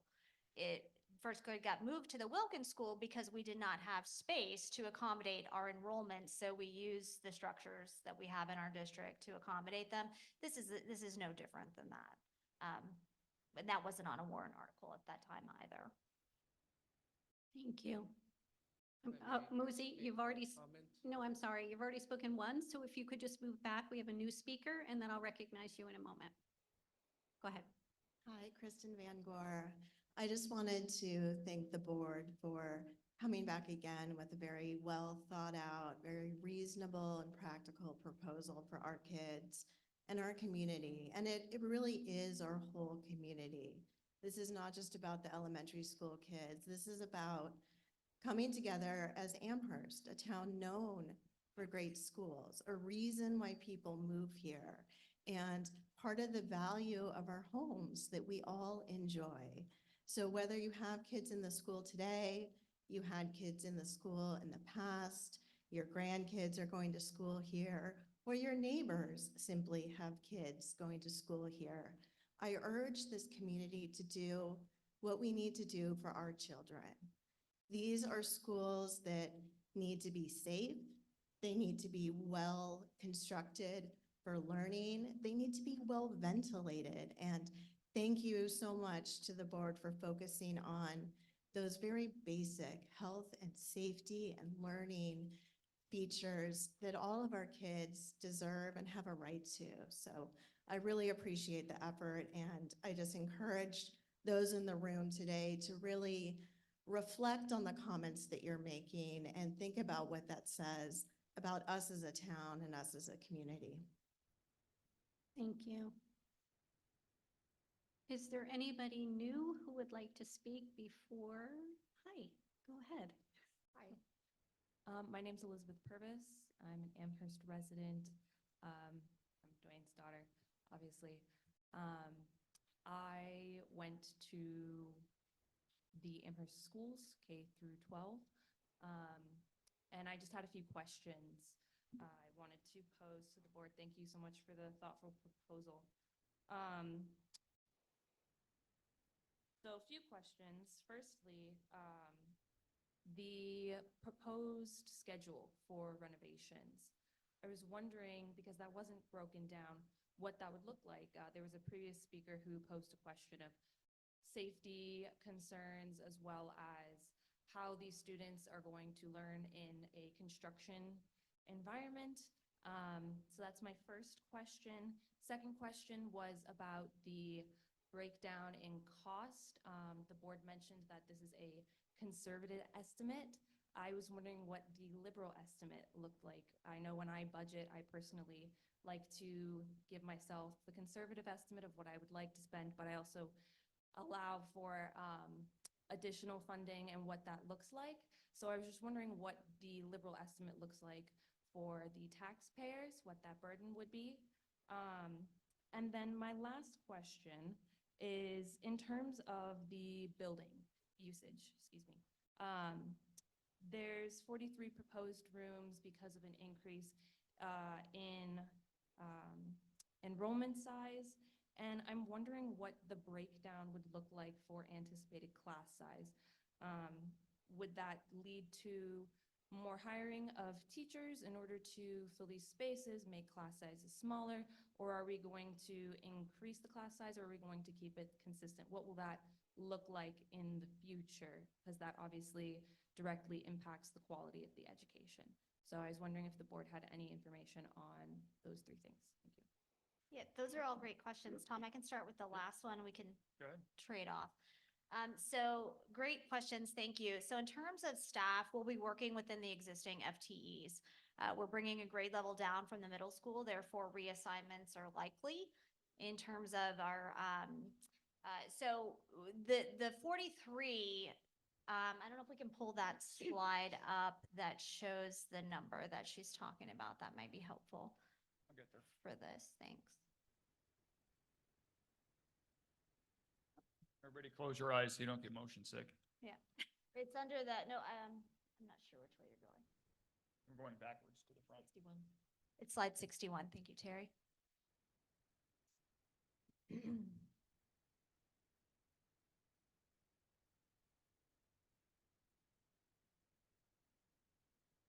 Oh, you don't have the slides. I'm sorry, No, Tom. I have them, I'm just, I Yeah, don't have the so slide keep going, numbers. keep going. There we go, one more. Okay, so what's of note on this slide, and the reason the numbers kind of jumps there from the 27 to the 43, currently, we don't have a classroom for music, so that's not in your 27, so we'll get that. We currently don't have a classroom for technology, again, not in the 27 number, so we'll be gaining that. We currently don't have a gym, so we're gaining that. This is 7 classrooms per grade, grades 1 to 5. We also currently don't have grade 5 in the elementary school, so we're gaining that as well. And as it notes here, the four fourth grade classrooms are also not in the building. They're in the detached portables behind Wilkins, so they're not included in that 27. So that's kind of the difference between the 27 and 43. We're That answers your essentially question. building 7 classrooms per grade, and if you look at this year's class breakdown, we have 8 classrooms in first, second, and fifth, and then we're utilizing 6 classrooms in 3 and 4. So having 7 classrooms at each grade, and then flex spaces would allow us to be able to move some of those if we have to borrow from one to give it to the other. In terms of your question about the liberal estimate, when we ask for the bond of 49 million, that's what we're committed to. I don't think this board has even thought about having to come back in a year if there are cost overruns, or in 3 years if there are cost overruns. We're going to work with DEW and Banwell and really start to come up with those draft plans, knowing that 49 point change is what our cap is, and ideally come in lower than that, but that's what we're going to be taking out. We don't have the flexibility to just say, we're a little bit over 49 million, so we'll just, take it out of us unassigned fund balance or take it out of an emergency fund. That 49 is, that's the number that we can bond. So that is the liberal and the conservative estimate in one. Yeah, and I apologize. I think the use of the word conservative was potentially a little confusing on that slide, so that's on me for that. But that slide, if you could go to the tax impact chart, please. Thank you. So when we say a conservative estimate, actually what we mean there is a cautious estimate. So the New Hampshire Municipal Bond Bank gave us the interest rate of 4% for planning purposes. That is the very, based on the most recent bond sale, that's what they say. This is a safe number to use for planning purposes, but it could certainly come in lower than that, but we won't know until those bonds are sold on the open market. So when we say conservative, it's really like that's kind of that is your high water mark. In terms of what Tom was just referring to on the 49.9, that's the guaranteed maximum price that we are going into this project with. So it won't go above that. And if it falls below that, then any savings would be returned to the taxpayer. And I don't remember if there's another question that I'm missing. I saw you taking notes. Schedule of so- renovations, if you have that, Shannon. what that Oh, would look yeah. like. So what you saw, or what we presented was, you're right, it was a very sort of draft, high-level timeline. A detailed phasing plan, should this pass, would still need to be fully developed and communicated with the community. The firms that we have chosen, and as Tom mentioned earlier, we did go through an extensive RFP process when this began, were chosen because of their experience working with schools. There will potentially be portables needed for the project. We're hoping to do the back portion of the building. If you could go, Tom, to the floor plan, maybe a good, or maybe even the site plan. You just passed it. Yeah, there we go. Okay, so it's a little tricky to see, but the back portion of the building where it's, the light blue, that's essentially kind of the demarcation line where the new construction will, doesn't include the multipurpose room. So that back portion, I believe we've discussed that portion being constructed first, so that we're still able to utilize the existing building, and then demolition taking place of, and then once that's completed, we could utilize the new space in the back while the front space in the front of the building is demoed and being built. Of course, there will be work that would take place over the summers when kids aren't in school. We would obviously not want to move the fifth grade out of the middle school until such a time that the building is ready. So I don't have all of the answers yet to a detailed phasing plan, but that's where we are in the process.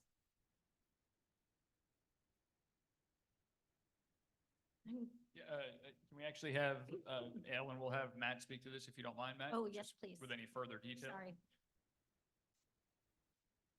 Yeah, that one right there. Matt Wheaton is with DEW Construction, who will be leading the project should it pass. So Shannon had it pretty much spot on, where the rear addition was going to be from March 2025 to March 26. And then the summer of 26 is when the modulars come in. We believe there's yeah, there we go, it's back. 4 to 6 on the modulars.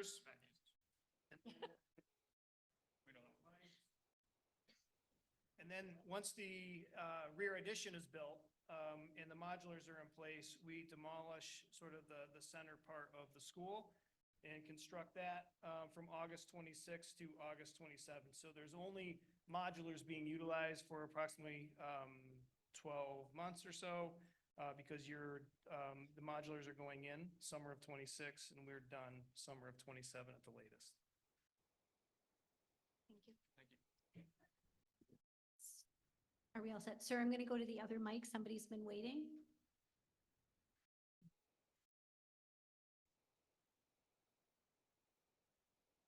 Go ahead.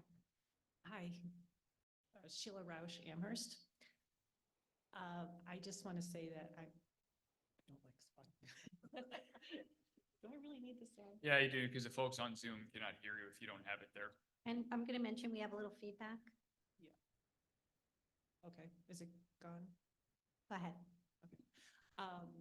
I have been in this district for 8 years. As I started subbing in this district, I'm now a paraprofessional at Sohegan. I just want to say that I think this is an amazing project that you have planned for the schools in our district. I'm also a real estate agent, and our district, we are really, really blessed to be in this town. It is a very highly desirable town, and obviously growing a school like this will only enhance our area. As a taxpayer, I'm just a little scared about what it's going to do to our taxes. But as being in every one of these schools between Mount Vernon and AMS and Wilkins, Wilkins is in dire need of help. To see the music teacher have to go from room to room, they don't have classrooms. To see the technology teacher have to go into classrooms to teach. I also work closely with the children in the specialized service areas, and they need more equipment to help these students. We're able to help so many students, and we have such wonderful teachers, and it makes it really hard to work with these students and give them the services that they need with limited space. And the fact with the parking in Wilkins and trying to do the pickup line, any one of us who's been on the pickup line in Wilkins, it's just not safe. It's chaotic, and sometimes it can get not nice. And I really think this is a great project.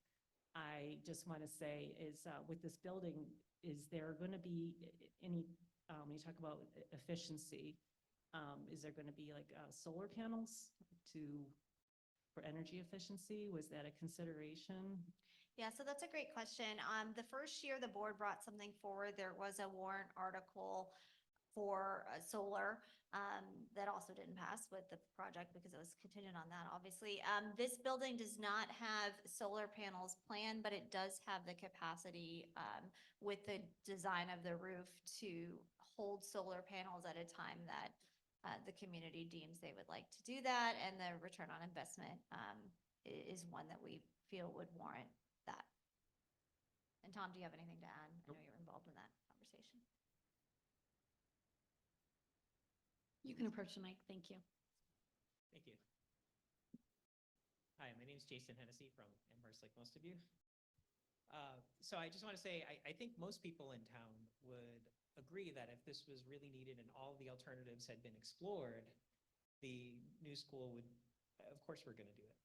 But when I was looking at the Department of Education statistics, what I saw was that when this was first proposed in 2021, we'd actually had a decrease of about 350 students from 2006. And so that just kind of got my mind running. And it's like, well, what are we doing that's different where we have 350 less kids, but yet we need more space? Now, I've heard the portables are part of that, but I mean, my understanding is it's like 4-ish portables. So I don't know, 60, 80, that could account for maybe 60 or 80 students less capacity. So I guess part of my first half of my question would be, what kind of need analysis has been done? What are we doing now that we didn't used to? And then, of course, the corollary to that would be, well, are there things we're doing that we could potentially outsource? What are some of the alternatives? Have we asked parents? Would some of you be willing to tuition out your kids to other districts, private schools, or other public schools they may have came from? Because hey, if we're looking at spending 76 million all in, I mean, there's a lot of alternatives that would be a lot less than that, where we could still provide a really good education. Obviously, we've heard discussion about the Sohegan Annex. I'll just note, when I looked it up on the Department of Education website, Sohegan has 300 less students than they did in 2006. So, you know, Amherst is following the rest of the state, which is having shrinking enrollment amongst our children.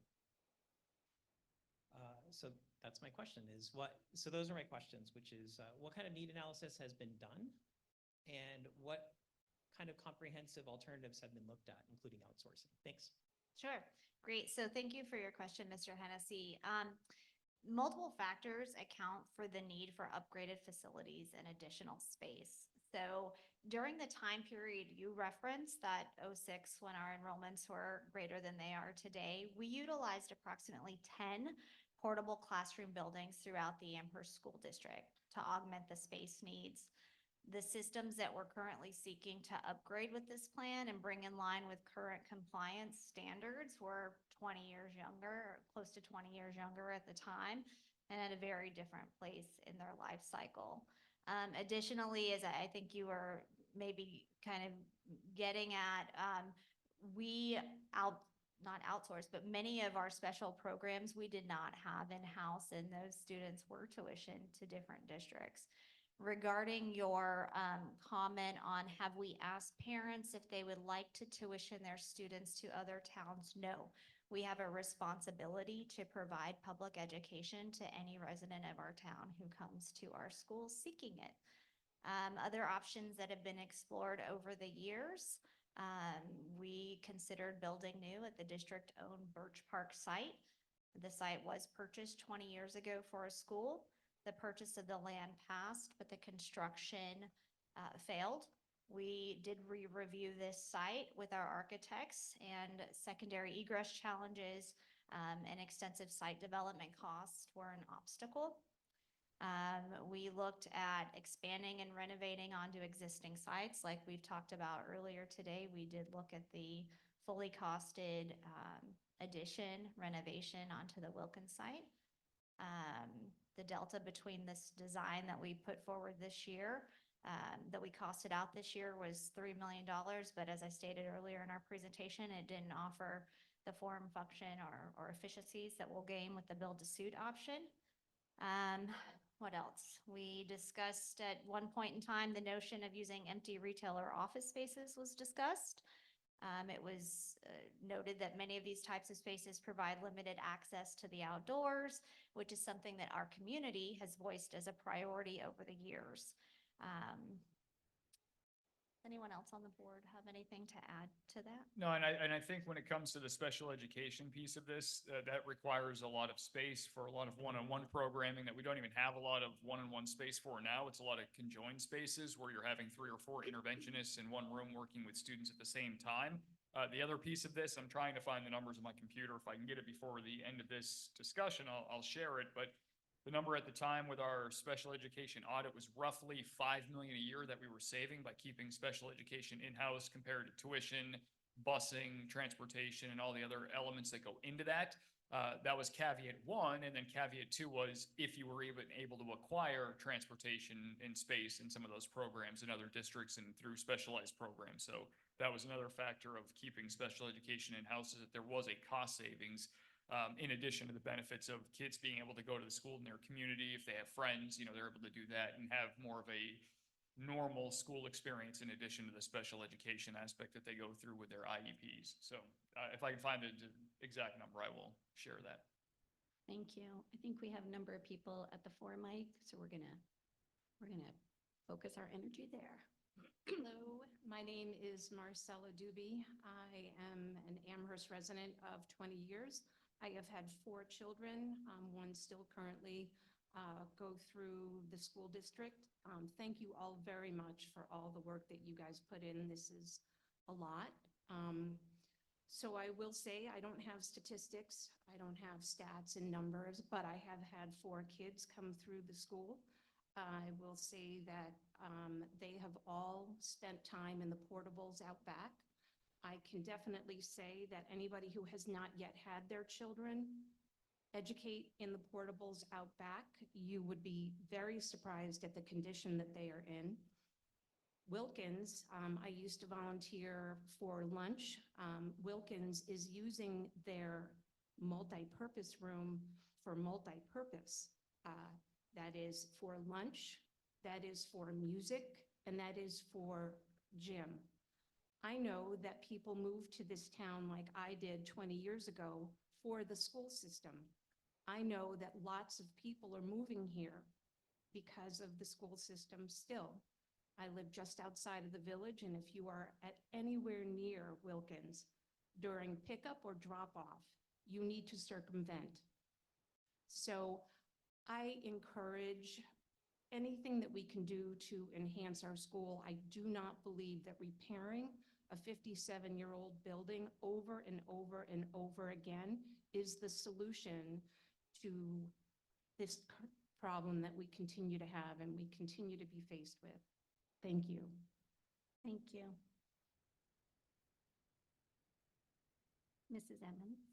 I'm Michelle Emmond. I remember the first year that Wilkins School was being built. I was a 5th grader at Clark School, and I was so excited because the following year I was going to be a 6th grader at Wilkins School. So the very first year I got to be there. What a thrill. Many years later, as a first-time teacher, I came to teach at Wilkins from 1978 to 2005. And I have many big feelings about space, even from that experience, and then the 11 years following when I was teaching at Amherst Middle School. I remembered even at the end of that time, toward 2005, when there were lots of different services being offered in classrooms, and sometimes also a meeting. So much conversation, so many different purposes going within one room that maybe used to be a 3rd grade classroom, but now was petitioned with just pegboard, because that's what would sort of unofficially section off the rooms.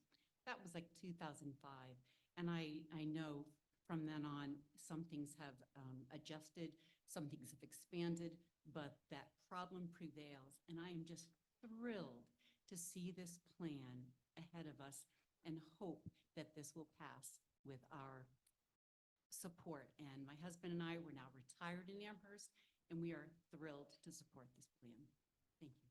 Thank you.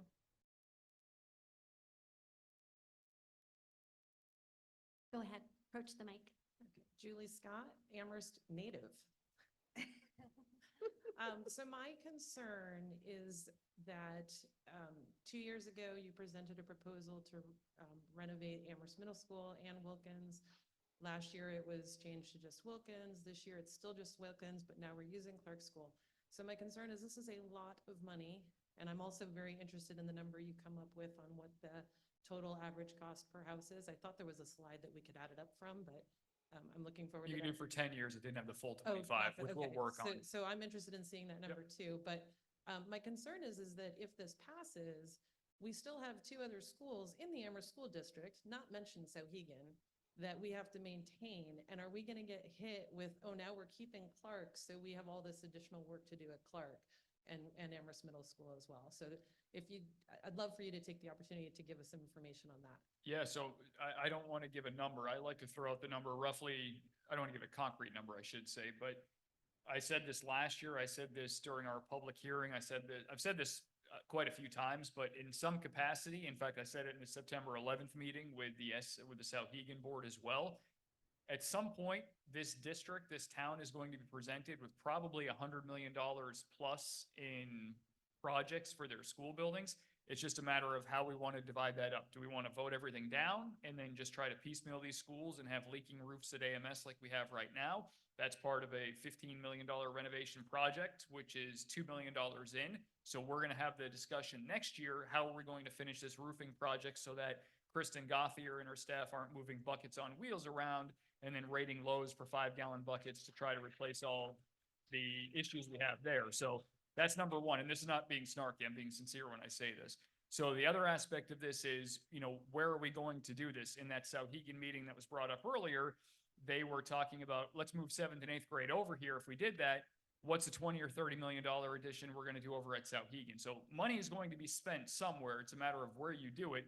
We think that doing it at the elementary school level gives us a solid base for 1 through 5, gives us the biggest growth opportunity, gives us the best site plan to do renovation or essentially a full addition on, and then we can start to piecemeal the others. But to say that we won't see bond requests down the road, I can't say that because it's probably likely in some capacity, but it wouldn't necessarily be for a new school. It would be $5 million for this project, $5 million for windows, $15 million for HVAC and roof. I think that's the plan that you're going to see, and then whatever Sauhegan is going to add on is going to be part of that. But we're probably looking at $100 million in some capacity being presented to this town over the course of the next 10 years. Thank you, Tom. I'm going to say that if anybody has anything different to share, I'm going to allow 2 more speakers. If anybody has a different point to make, I'd like to let them go first. Or just speak your support. Are you the last one over there? Shaky hand. Go ahead. Amherst. I'm going to add to the usage of the multipurpose room with a actual personal story about it from one of my children, who is a current 3rd grader.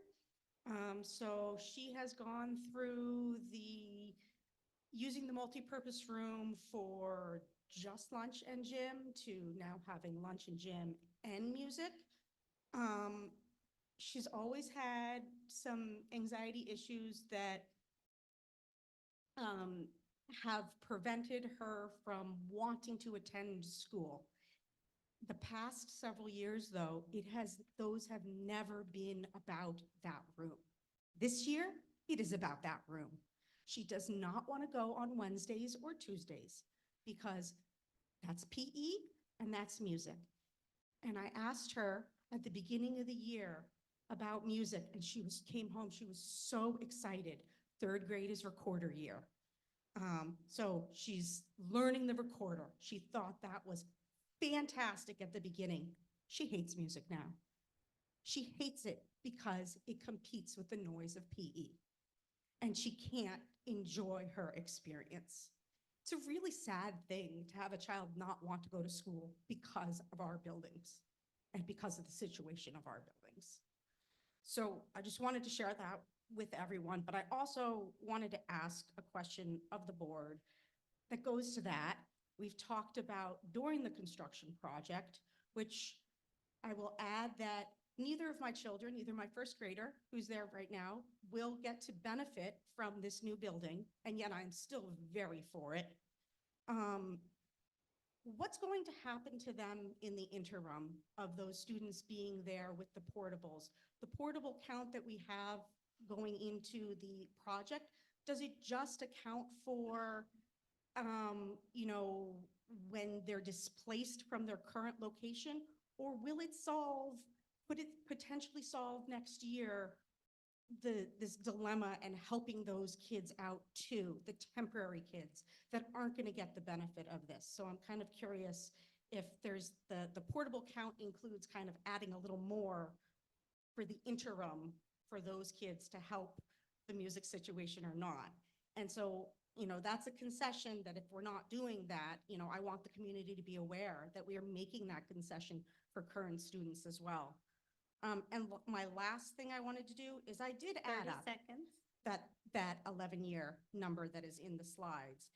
It is for the average homeowner, $7,509 for those 11 years.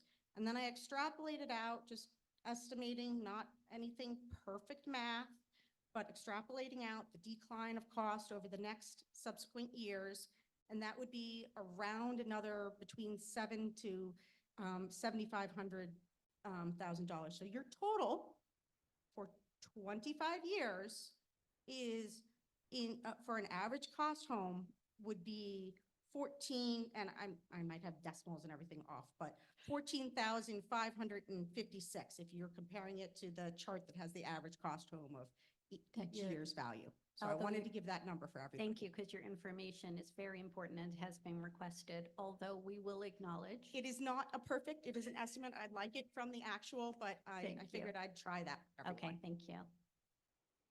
Kelly, just to answer your question there, we are not adding portables. We're going, you know, bare minimum we need for construction. That's the plan for these. We're going to continue to go status quo, and there's every chance that music goes in a cart next year if we have increased special education needs. We have an unusually large class size, so we're still going to have to go with that original plan, but there will be no added portables as a cushion to try to alleviate some space concerns now. These will be just what is necessary to make the build and keep kids safe and keep kids in functional spaces where they can still learn.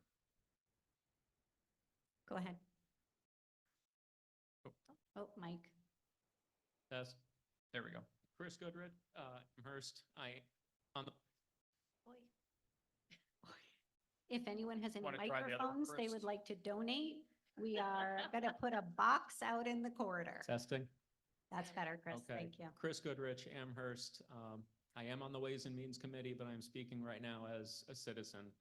I moved here 12 years ago with my wife at the time for multiple reasons, one of which being the reputation of the school system. That was before I was a parent and I came here for the school system. And now that I have a child in the system, it saddens me to hear stories he tells me from third grade, from the 8-year-old perspective about the shortcomings. And I thank you for putting this project together. I know 2 years ago, the dollar value was too high and you brought it down. And last year it was still too high. And a number was given to you by town people and you met that number. And I thank you for that. My child will not benefit from this, but I hope everyone else who moves here for the town and for the school systems can benefit from it. And looking at those numbers again, the worst year being FY '26, $798 for the year for the average home. That's $66 a month. That's amazing that we can get that for $66 a month and cheaper every year. So thank you. Thank you. Okay, one last speaker. Man, hoping to pull a Belichick and get the end of the first half and score at the beginning of the second half. My name is Greg Fritz, and the support tonight for this proposal really means that last year's vote was correct. We heard last year a lot of the same arguments that this is the cheapest building we can do, it has all the requirements we need, and now we find out that we can do it all for 25% less than last year. I'm proud to have served on the Building and Grounds group this year that helped support serve the residents of town by helping on this project. But to correct the record of the presentation earlier, Building and Grounds did not support this as a committee. I never comment. I can't talk back after you're done, so I'm trying to say everything I need to say one speech here, that there was no vote. There was no vote. There was no, record that we had of support as a committee. It was not recommended out of the committee. I know this is false. I don't know everything else you're talking about, but I know that's false. I wonder what else is false. And that's really hurting a lot of the trust. And I think you're seeing a lot of people talking tonight, the same microphones they spoke to last year. And I think that's something we need to really work on as a community. Last year we had about 60% of the residents vote against this building. That's a majority. And of that majority, I believe the only person who from that majority came to serve on either the building grounds, the Ways and Means, or the school board. We need more people who want to have good schools and good facilities to step up and help educate and work with people that want this, because they listen to the voices. So here tonight, who comes to these meetings gets a voice. And there's a lot of reasons why this building is not great, but they're not hearing it from us. So I would encourage everybody to stay in the game and keep helping design this. I support moving this to the ballot tonight. I don't support it in March for several reasons. I think without a design, Mike, I appreciate what you're doing on this handout today at noon, but without design requirements, I just can't say that this particular design meets the requirements. So I look forward to working with you, and I think next year we'll have a design that matches the requirements set forth, matches the plan. I look forward to working with you some more, and we'll get this right next year. Thanks so much. So just to clarify, at our November 29th Building and Grounds meeting, we did go through line by line, and this is available on YouTube if anyone's interested in watching it. We did go and review line by line the cost information for the renovation addition and a build to suit option. Towards the end of the meeting, about 2 hours in, around an hour 58, I did, as chair, ask each member of the committee which option they favored. The committee unanimously all favored the build to suit option. Mr. Fritz is correct. We did not, as an advisory committee to the Amherst School Board, we did not take an official motion or make an official vote, which is why this slide did not say that. The committee did all favor that option in that meeting. No. Okay, we're going to move on, which I'm sure everybody's happy about. Moderator, I think you mentioned that one could speak Greg, twice. I said one more time, I please believe, go sit down. Moderator, you said we could speak Please twice. sit down. I'm going to Everyone ask had you already 2 spoken. times to sit down. If you don't sit down, I will have somebody escort you out of the room. I Greg, believe you said we could please speak sit down. twice That's 3 after- times. That was your rule, moderator rules we agreed to at the beginning of the meeting. Sit down, please. I'm running the meeting. I'm in charge. Go sit down. Your own rule said we have a chance to speak twice after everyone's already spoken. Please sit down. We're not going to do this all night. So please sit down or I'm going to have you escorted out of the room. I have an assistant moderator here who can escort you out of the room if you do not sit down. Assistant moderator, could you please escort Greg Fritz out of the room? Thank you, and I'm sorry.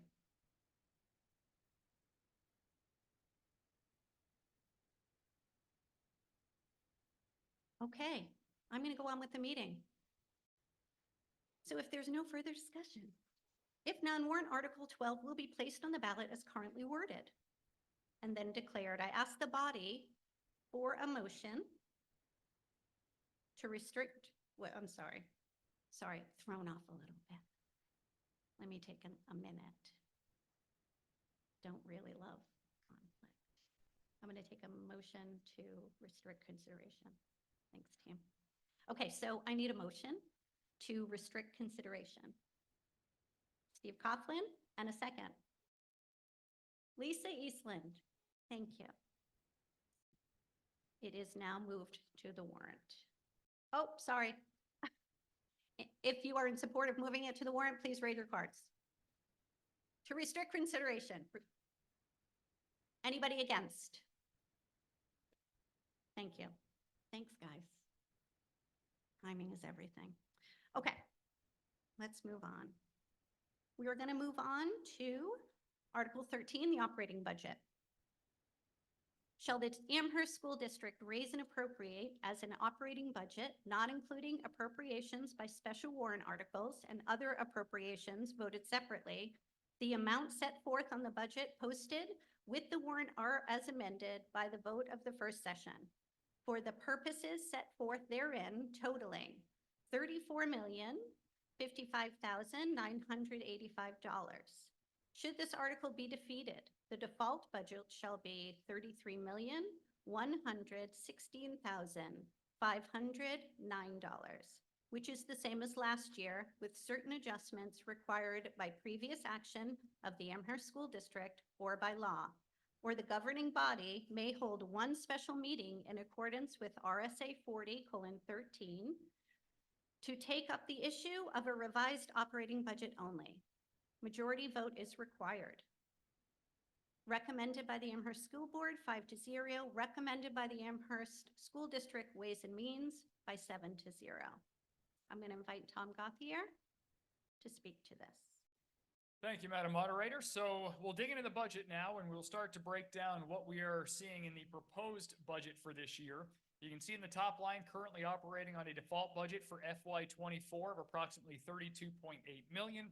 We are proposing a 3.8% increase for next year, which is about $1.26 million, to bring that proposed budget to a total of $34 million and change. Now, to give some context to that 3.8%, last year we proposed a budget increase of 3.9%, but that did not include any wage increases for teachers and support staff, as those were being presented to voters in 2 CBAs that were on last year's ballot. So when you look at this year's 3.8%, that includes 2 years of costs of those contracts, the wages and the benefits, plus an additional student day on the calendar, highlighting how much work has been done to try to keep this budget as tight as possible with Mike's first year as superintendent. The allocation of the funds in the budget breaks down into 3 different categories. The general fund, the top line, which directly impacts the tax rate. This is up 3.3%. Food service is up nearly 0.5%, and then grants are up 0.1%. But those last 2 categories are both offset by revenue. We have to put them in there, but they'll be offset by revenue in the end, hopefully resulting in a wash. It is worth noting that we had about $192,000 in surplus in food services last year, essentially making that a profitable business unit within the school district. And then through the first 4 months or so of this year, we were trending towards another surplus of $35,000 in food services, but we won't know that until the end of the summer, or until we get to the end of the summertime, end of the school year. When you dive into budget categories, you can see where the changes come from. Clark Wilkins is the largest increase, primarily due to the inclusion of the wages and benefits that I mentioned a couple of hours ago, and then the huge health insurance increases that we talked about earlier as well. We also have 2 special education fellows from St. Anselm that are not included in the default budget. And then with the addition of a new school day next year, there are increases, not only in the contract staff folks, support staff and teachers, but with the extra school day, we'll see increases for office staff and all the costs that go along with operating the building for an additional day during the school year, and then an additional day in the summertime as well, with professional development day being added. Facilities includes increases in preventative maintenance, repairs, security, service contract increases. Special services programming continues to adjust to meet whatever student needs we have in a given year. There is a large increase in special education transportation, but that is also being offset, as I mentioned earlier, by a reduction in out-of-state special education tuition, and we also have fewer paraprofessionals next year based on needs as well. We will have a new LEA representative to supervise special education IEPs over at Amherst Middle School. This was a concession that we worked with Superintendent Berry, wanted a full-time position to monitor this at sort of an administration level position. We agreed on keeping the budget tighter, going with the 0.6 full-time equivalent for the LEA specialist. This is going to free up building administrators to be able to work in the building, supervising teachers and working on other issues as well. That again goes back in line with our goal to make sure that we're supervising, and supervising is not the right word, supervising, working with professional development with teachers, making them better at their craft, which benefits the students. We also have our new Special Services Director, Dr. Heather Jennings. Next year, she's going to be working on an audit of the special needs program. That audit has begun, but it's going to be used to make sure that we're staffing appropriately, paraprofessionals are staffed appropriately, the services that we're providing are accurate, and that we're truly meeting the needs of students, not oversupplying or undersupplying whatever those needs might be. So that audit is ongoing and will be used to impact the budget next year going forward as well, because it's been a while since we've been able to do an audit like that. Technology, you'll have ongoing device replacements, network enhancement, equipment upgrades. Later on tonight, we will also talk about a capital reserve fund for technology, so that ideally, instead of $140,000 every year, we can start to see that number stabilize a little bit, and then we can start to have long-term planning to replace, let's say, fifth grade computers in 4 years out of a capital reserve fund, so we're not adding that to the budget and artificially jacking up that increase on any given year. We do also add another bus to our daily transportation schedule, going from 15 to 16. As I mentioned earlier, getting kids to school on time with the ruralness of this town and the distance that drivers have to go, trying to keep kids on the bus for less than an hour, especially at that elementary school level, so they're not getting on the bus at 5:30, 6 o'clock in the morning. Want to make that a little bit later for them, so we are going to 16 buses to make sure those kids can get to the bus stop a little later. It's light out when they get there, and then they're still getting to school on time.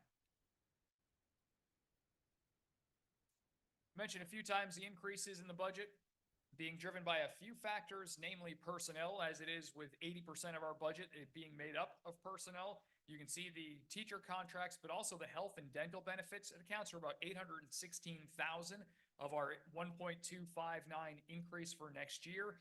It's certainly, we hope, an anomaly year, but with the way health insurance has been going and then with the claims that we had in the district last year, that number is extremely high.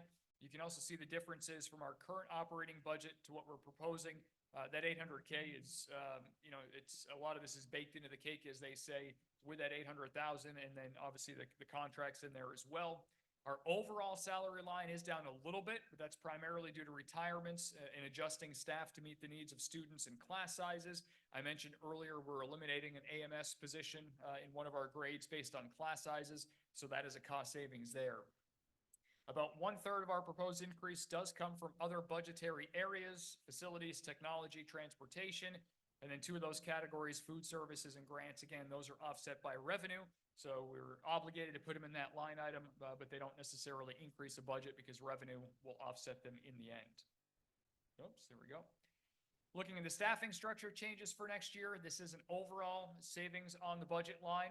We're adding the LEA representative at AMS, an additional kindergarten teacher next year to go from 6 to 7 cohorts, and a kindergarten paraprofessional to match that need.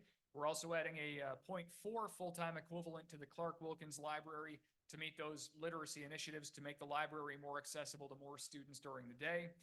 You'll also see on here that all 3 of those positions are being proposed in the proposed budget. They are not going to be included in the default budget. They're priorities for us, but again, being transparent with keeping those in the proposed budget to highlight that those are needs and wants, but being respectful of that overall default budget calculation as well. As a side note, I mentioned earlier that salaries and benefits do make up about 80% of this budget as well. So when we look at making cuts, if we talk about making cuts, if we don't have enrollment decreases, staffing needs changing based on one-on-one paraprofessional needs, anything along those lines, then we're really working with about 20% of the budget to try to make severe cuts from, which obviously impacts things like facilities, technology, et cetera. Look at class sizes for next year. We've talked about that. 7 of 9 grades are expected to meet our targets for class size average based on the staffing that we've proposed. Grades 2 and 4 are expected to be just above the desired range, but certainly not worth another teacher where it's going to bring it down to maybe 15 students per class, which would be well under our desired range. You can also see the reduction of 2 fifth grade teachers next year, going from 8 to 6, with a smaller 4th grade at AMS or at Wilkins right now going up to AMS. One of those 5th grade positions has been eliminated, and the other one's being moved to 6th grade because we do have a large 5th grade cohort currently at AMS as we speak. And so with that, I will now turn it over to Mr. Theberge, and he will be able to talk about the proposed budget. Actually, the default budget. Thanks, Tom. I read my notes wrong. That's right. So I want to start by reminding all of us that a default budget is not actually a budget. Budget is a moral document based on planning, projections, and goals. The default budget is just a calculation, nothing more, it's just math. The board doesn't start with the default and build from there. That's not how the process works, or should it. So on this slide, the budget is a state prescribed calculation. It's New Hampshire RSA 40:13, Roman numeral 9B. I have it, but won't read it for you.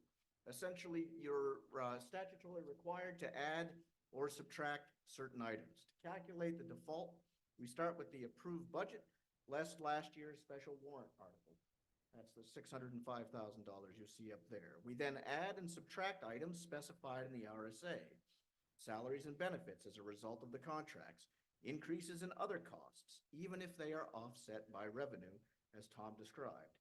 We then adjust, in our case down, for debt service. The calculation requires us to subtract out other costs not allowed in the calculation per the RSA, even if the district will incur these costs, or a portion of these costs in the coming school year. The result is that default budget item at the bottom. The default budget is calculated according to the RSA as $33,116,509. The difference between the default budget and our proposed is 2.8%. Residents often ask what is in the budget that isn't the default. It's important to reiterate that the board does not start with the default, and as you heard, started with zero-based budgeting. Under a default budget, reductions in programs, staffing, and/or facilities related to activities will need to be made. Those adjustments will be made, if needed, after the townwide election in March.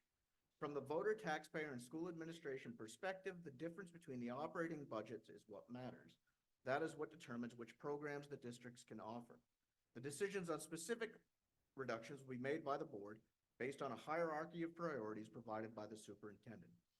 This slide provides one view of the differences between certain items or categories that are in the proposed budget that are not in the default. This slide provides some more detail on things that won't happen under a default, or likely won't happen under a default.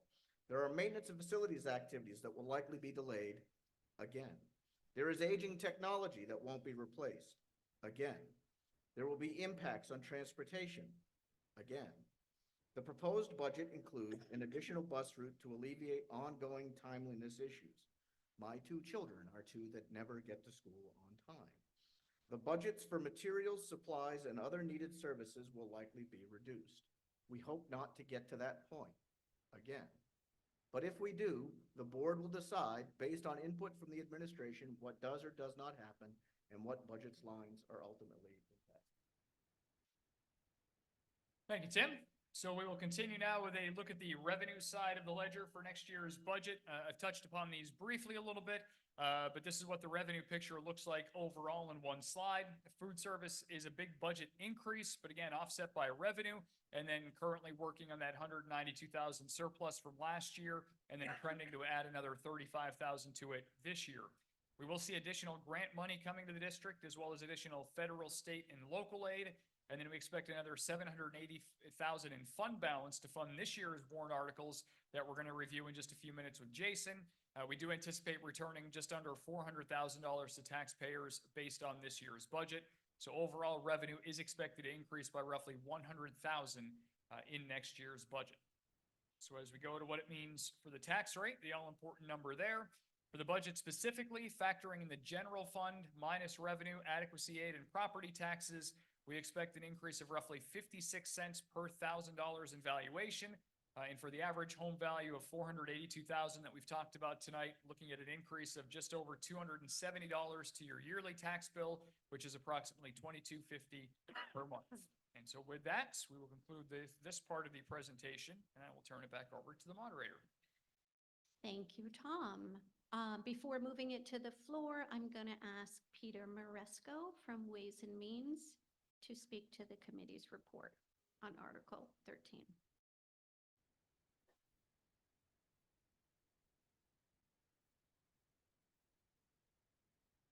Thank you. The Ways and Means Committee unanimously supported this budget with a 7-0 vote. Just to give you a feel for the process, it started in the September-October timeframe when a member of the Ways and Means was part of each subcommittee meeting as the budget was being developed, so we understood the details that were going into it. The general comment when everybody came back from those meetings was that everyone was impressed with the use of zero-based budgeting. We knew that made it the most efficient budget, but the process didn't stop there. We went through a number of iterations of the budget, and based on those meetings, there were a number of detailed questions that were asked throughout the process. So we knew we were operating in the face of the warrant article that increased the salaries. We were paying for that. We knew of the increased medical costs. We also knew we had to minimize the impact on the taxpayers. So by reviewing the budget over and over again, each iteration brought some more compromises, things that eventually got us to the point where the committee was satisfied that it was the budget that gave the teachers the tools they needed, the administration was in place to keep everything coordinated, and it did minimize the impact on the taxpayers. So with that in mind, we strongly supported this budget. Thank you. Thank you, Peter. Before I open up discussion, I want to ask the body to move Article 13. Can I get a motion? Victoria Parisi, and a second. Brian Coogan. Discussion is open. Approach the mic with your comments. I promise I won't yell at you. No discussion. Ooh. All right. Oh, it's okay, Jeff, go ahead. It's bound to happen, so. Jeff Candido, Amherst. I don't support this warrant article because I feel like there's a lot of money in the default budget calculation that can more than cover the FY25 proposed budget. So for example, in FY23, this was a default budget year. There was $1.4 million in unassigned fund balance at the end of the year. 700,000 of this or so went to offset the tax rate, and 675,000 went into the maintenance trust fund. So this was a default budget year, and we had 1.4 million in fund balance. So to me, that's kind of like, okay, there's plenty of money in the default budget calculation. The proposed budget amount increase is not necessary. Then you go to FY24, also a default budget year. One of the first things that happened in that school year was to take most of the items in the FY24 proposed and to purchase them. Things like library associate for 20 grand, 87,000 for technology, 92,000 for facilities, 51,000 non-union salary and benefits. Office services, I couldn't get a number on that one. Board services, 67,000. So you're talking 75% of the proposed budget was purchased, even though they were in a default budget year. So I'm looking at 2 years of history and thinking, same things happening. Oh, there we go. Same things happening in FY25. So I'm going with the default personally. I want to make one quick comment on the tax rate thing. When the assessed values change, that does not affect. Excuse me, I'm sorry, Jeff. The tax rate pending to the budget? Yes. Okay, thank you. Just the tax rate in general. When the assessed values change for the town, that doesn't affect these calculations. So if you look at your tax bill from like 3 years ago, you know, the assessed values changed. Your tax bill really didn't change a whole lot because your portion of the Amherst pie remained the exact same. So that's just divvied out right along. So don't go, you know, so saying that these numbers are going to change drastically because the assessed values are going to change is not a correct statement. Thank you. It's not an incorrect statement. If it's going to change, whether it changes $1 or $1,000, it still changes. Am I not being accurate with that statement? It's if everything stays the exact same, the assessed values can change, but the money, so we have to contribute X amount of money to pay the bills. I understand, Jeff, but I'm just saying to say that it's not going to change, I'm just giving you all possible scenarios where it could change. So it's not inaccurate to say that it could change. I'm just saying those are the factors that would potentially alter a change in those numbers. So I wouldn't look at this, whatever we're going to give for the cost, I'm not going to say it's going to be exactly the same in 25 years that I give you for those numbers today, whether it's for the budget or the facilities. No, that I agree with. But when you say the assessed value is going to change something, I'm just saying it's really not going to change a whole lot. That was my only point. And we can talk about it more offline, afterwards if you want, but I just wanted to make that comment. Thank you. Thanks. Oops, sorry. Thank you, Jeff. Any other comments? Any other discussion? I would like to just add that in terms of some of the, what was it, unassigned fund balance, we do have things like unanticipated revenue. When revenue comes in, we just cannot not add those to the budget, and then we get that revenue, we have to be able to put it in the budget and then use it to offset tax rates or use it for other projects down the road. So there is what you would want to maybe call fluff. It looks like there's fluff built in, but it's not fluff. It's with the default calculation, as Tim mentioned, we're budgeting off of the certain mathematics of this, but we also have teachers leave, we have younger teachers come in, and then, they may be making a lesser salary.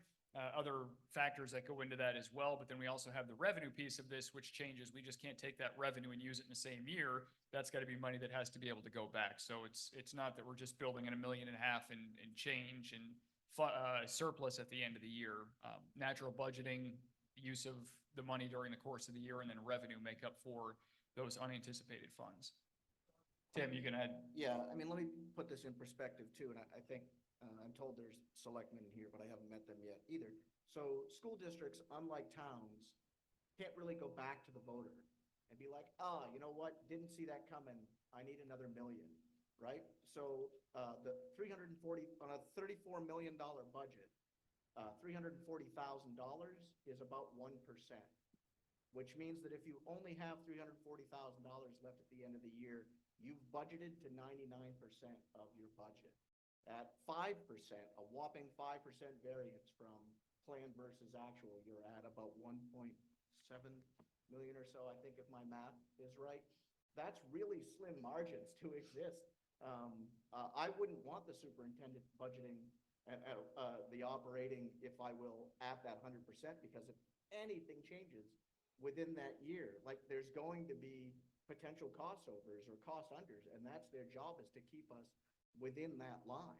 Coming in at 95% accurate based on a default budget is like that's fantastic.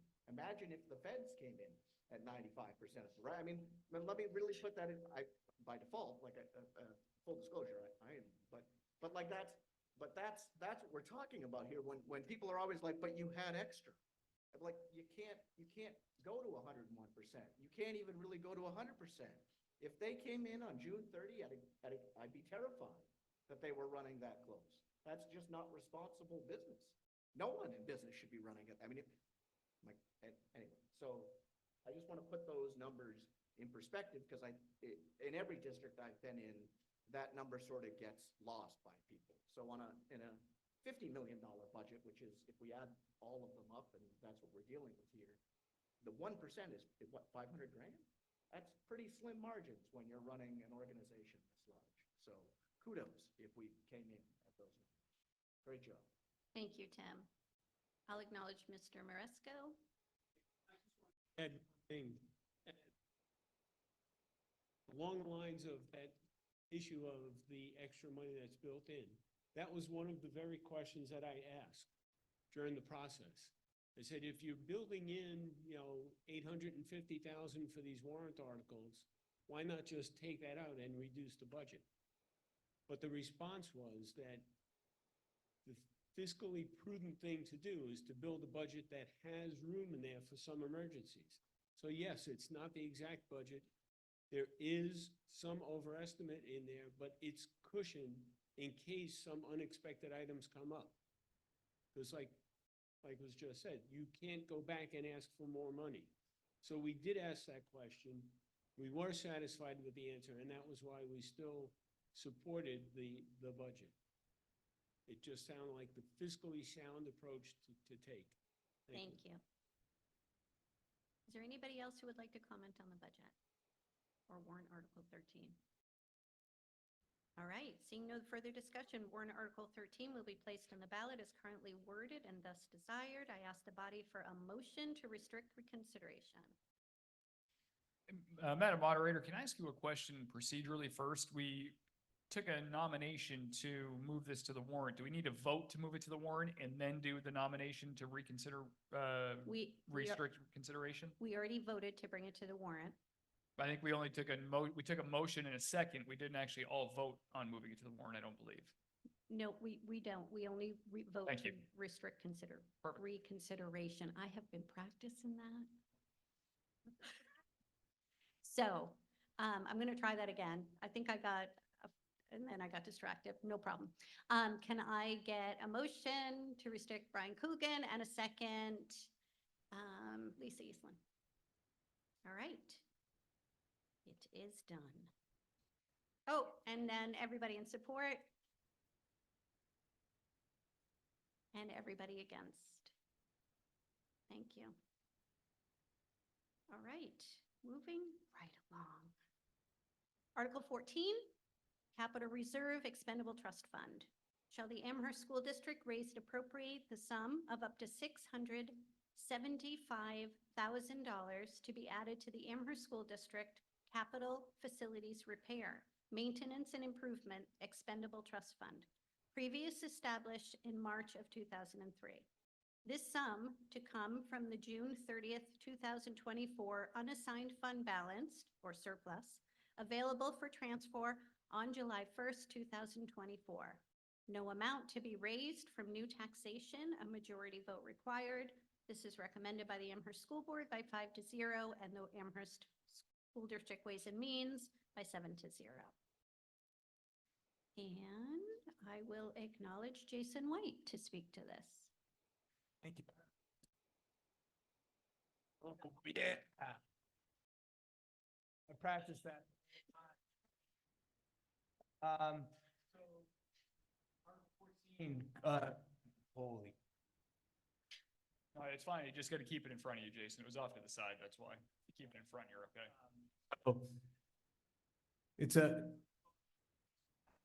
as was mentioned earlier this evening, we're taking $1.7 million out to try to deal with some section of the AMS roof. This is going to significantly decrease this fund to $300,000. The 1.7 million isn't going to solve the whole roof. We still have more projects that we need to do. This is not new taxation, right? If you looked at the previous slide, this is a zero. You approve this, this is a zero.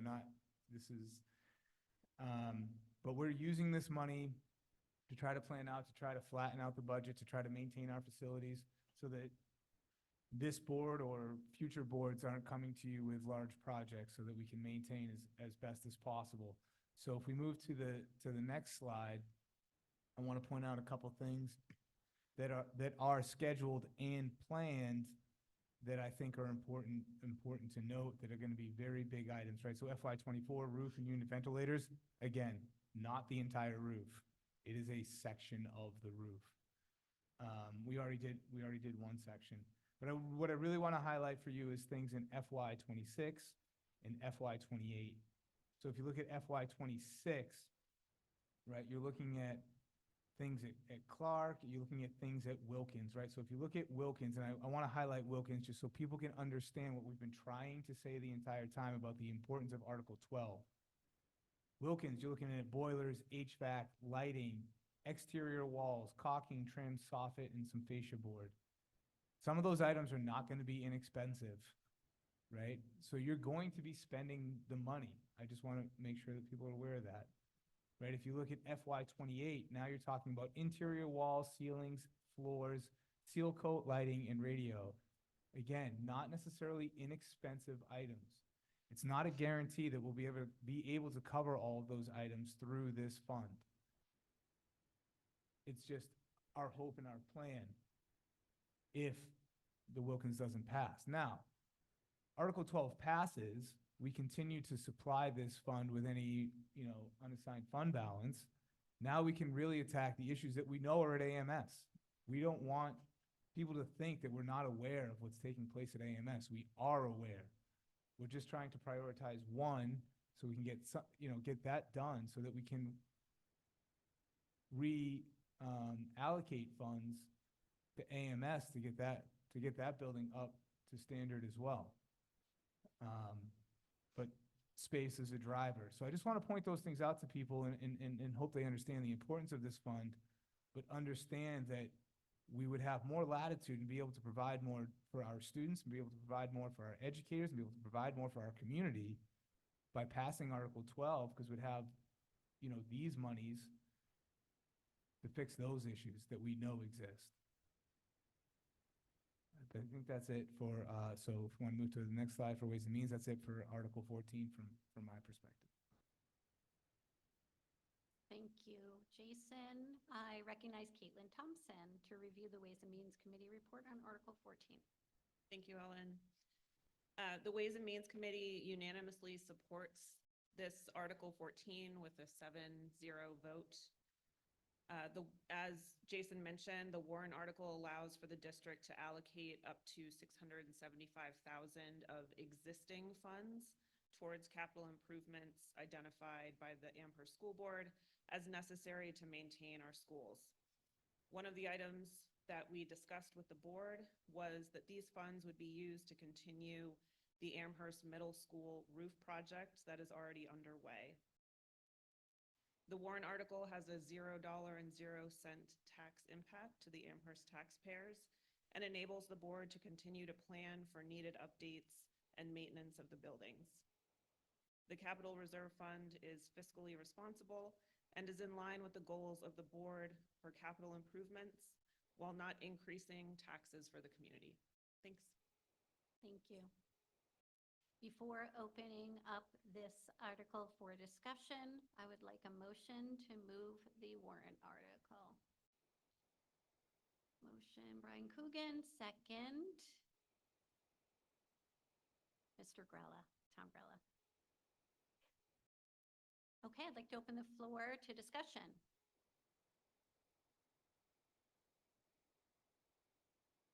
Anybody? All right. Oh, go ahead, Jeff. I love how he waits for everybody else. I Thank don't want to you. be the first person all the time. Mostly a question for the board. Actually, I want to say thank you to the business office because they do an awesome job on those PowerPoint presentations. Seriously, that's like rock star stuff. It makes it very easy for someone who's not on one of these committees to really understand what's going on. So thank you to Amy and Katie and whoever else was involved with that.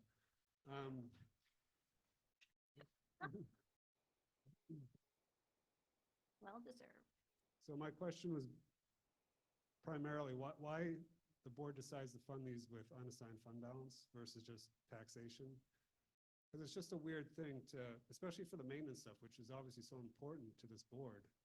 Why are you risking, funding this through unassigned fund balance, which may or may not be there? And the only conclusion I can come up with is that you're pretty much guaranteeing that there will be fund balance. Just from what I said before, I don't want to repeat what I said before, but that's how it comes across, is like you're planning on having all this fund balance at year end. Maybe you're bringing in more tax revenue than you really need. I just feel like something like, especially for the maintenance thing, like it's gotta be paid for. So why risk it with unassigned fund balance? I'm not following that logic. And then you start thinking, well, maybe they just want to get more support for it. So they'll say, oh, no new taxation. So maybe we'll get more support. But that's really my fundamental question. Why? And this goes really for all the CRF stuff. So why are you choosing to fund these through unassigned fund balance? I think, Jeff, the simple answer is we've gone back to it's stabilizing the tax impact on that budget. I think we've seen the last 2 years, our budget increases have been 3.9% proposed last year. This year is 3.8%. 2 years ago, I can't remember what our proposed was, but it was somewhere in the ballpark of 4 to 5. Those are voted down. So if we were to say hypothetically add another $1.5 million on for phase 1 of a roofing project, or let's go crazy and say we want to do all $15 million of this roofing project in 1 year, and the budget goes up 50%, 40%, 30%. We couldn't get 5% passed, so I don't know how we're expecting to get 8, 9, 10, 11% passed. So this is a way to do it over time and then dip into those funds when we have a chance to go back to them. I think having a savings account for something like this is the responsible thing to do, because if we also have a electrical switch go mid-year and it's going to cost $100,000 to replace that, that may not be something we can find out of the budget because that unanticipated revenue has not come in yet. We can't do anything with that. So rather than shut down the schools, it's probably wise to have a savings account with a few $100,000 in it, if not a little more, to be able to take those funds out of there. So I think it's proper planning, it's smart planning. Maybe you can make a case we should do 5th grade computer replacements and put those into the budget. Maybe it's $100,000 as opposed to 1.8 million. But I think that a budget that asking for 1.8 million in a budget puts it at far more risk then a third of that cost spaced out of unanticipated revenue and unassigned fund balance at the end of the year. That seems to me to be much less of a risk than trying to get another 7% added onto a proposed budget in any given year.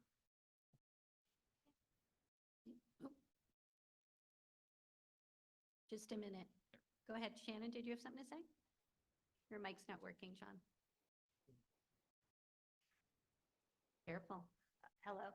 Okay, so yeah, I also wanted to piggyback on what Tom was saying, and it's, and just to also note that we do have a, facilities, budget in the operating budget that does cover preventative maintenance items, equipment, utilities, repairs, supplies, and so we're not talking about, to your point, Mr. Candido, and I agree with you, like some of these things we have to do, we need to do. So we're looking at a combination of a reserve fund, which the town has been very successful with to build up for that.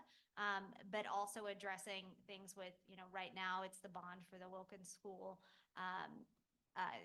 Maybe a lease portion for part of the HVAC at some point in time, that could be in the operating budget, as a lease payment, but this is where we are today. But I don't think the board is saying the only way we're going to fund our facilities is through this fund. This is a part of, a myriad of ways that we're funding our facilities and maintenance needs. Thank you, Shannon. Go ahead. Amy Hansen, parent and teacher here in Amherst.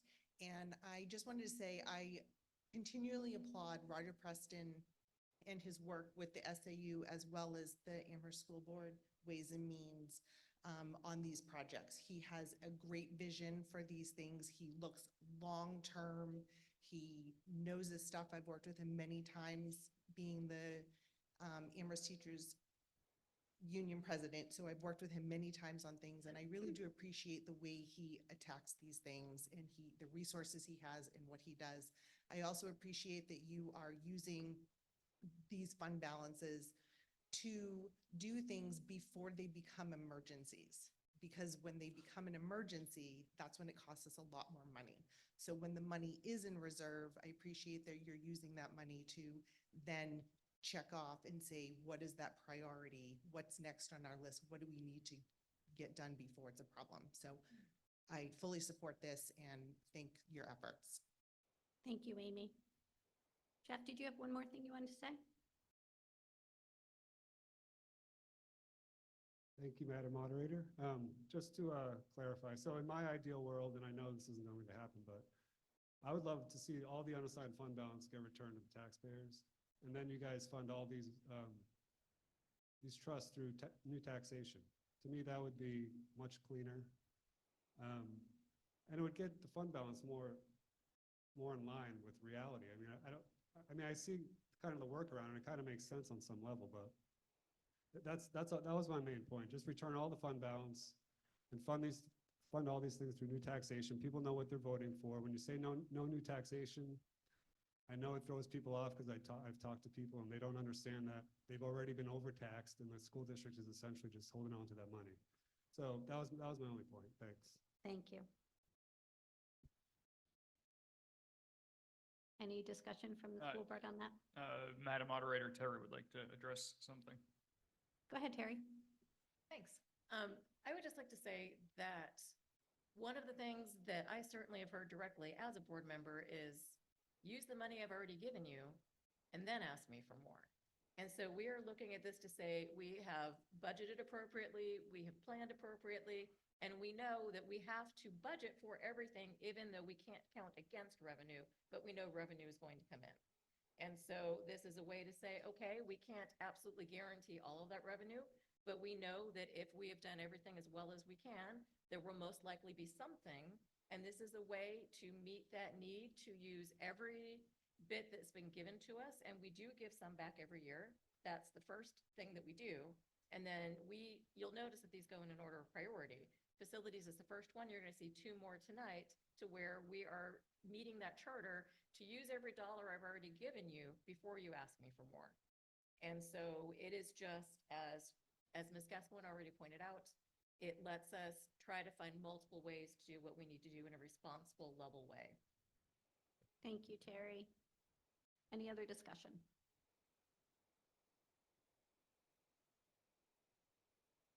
Go Pat ahead. Borden, Amherst. I want to thank the board for all the work on all the budget stuff. It's been great this year. And I work with budgets. I manage a budget of, a lot of money, and I get pressured myself to try to spend money at the end of the year because I don't want to give it back. And the fact that you guys have a plan to use money appropriately for specific things that we get to vote on, I think is a responsible way for you guys to use money that we've already given you, instead of looking for ways to not give it back to us by trying to spend money any other way except a transparent way that I'm going to keep money for a certain reason. So I appreciate that. Thank you. Any other discussion? 3, 2, 1. Seeing no further discussion, Article 14th will be placed on the ballot as currently worded and thus declared. I ask the body for a motion to restrict reconsideration on warrant Article 14th. Lisa Eastland, second. Steve Coughlin. Everybody in support? And against? I remembered the yellow card. I'm getting it. Okay. And Article 15, Technology Expendable Trust Fund. Shall the Amherst School District establish a Technology Expendable Trust Fund per RSA 198:20-C V for the purpose of purchasing, updating, maintaining, and replacing hardware, software, services, and technology infrastructure, and to raise and appropriate the sum of up to $75,000 to be placed in this fund. Further, to name the Amherst School Board as agents to expend from said fund. This sum to come from the June 30th, 2024 unassigned fund balance or surplus available for transfer on July 1st, 2024. No amount to be raised for new taxation. A majority vote is required. This is recommended by the Amherst School Board 5-0 and by the Amherst School District Ways and Means by 7-0. I'm going to ask the body now to move the article. Can I get a motion? Brian Coogan and a second. I can't see that far. Marty Warren. Hi, buddy. Okay, so am I good? Yeah. I'm going to have Jason White speak to this first. Sure. This will be even briefer, I promise. So as Terry already pointed out, so these are listed in order of priority, right? So Article 14 would be funded first. If there's leftover, then Article 15, and then Article 16 after that. And so I think it was mentioned earlier, I'm not sure, but one member of the public stated basically that even though we were in default, we paid for 75% or a large portion of what was in the proposed anyhow. One of the cuts that we made there was in the proposed and was a request by administration at that time was to go 1-to-1 for our 5th grade. And we opted not to do that. That was one of the things actually we cut, and we went 2-to-1 for grade 5. So there were cuts made, and so if there's unassigned fund balance to fund this, it does a few things for us. Technology is constantly changing and constantly needing updating, and to be honest with you, we're not necessarily keeping pace with that due to the fact that that's one of the first things that we go to when we have to make decisions and we have to make cuts, to be just completely honest. Additionally, it will increase safety for our students, right? Technological safety, right?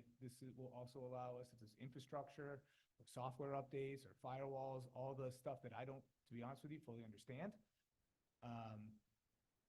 But it'll allow us to do those things more readily if we have a reserve fund to tap into when we don't actually have a line item for it, or if emergencies come up, if some new thing comes out, and then we have money to dip into.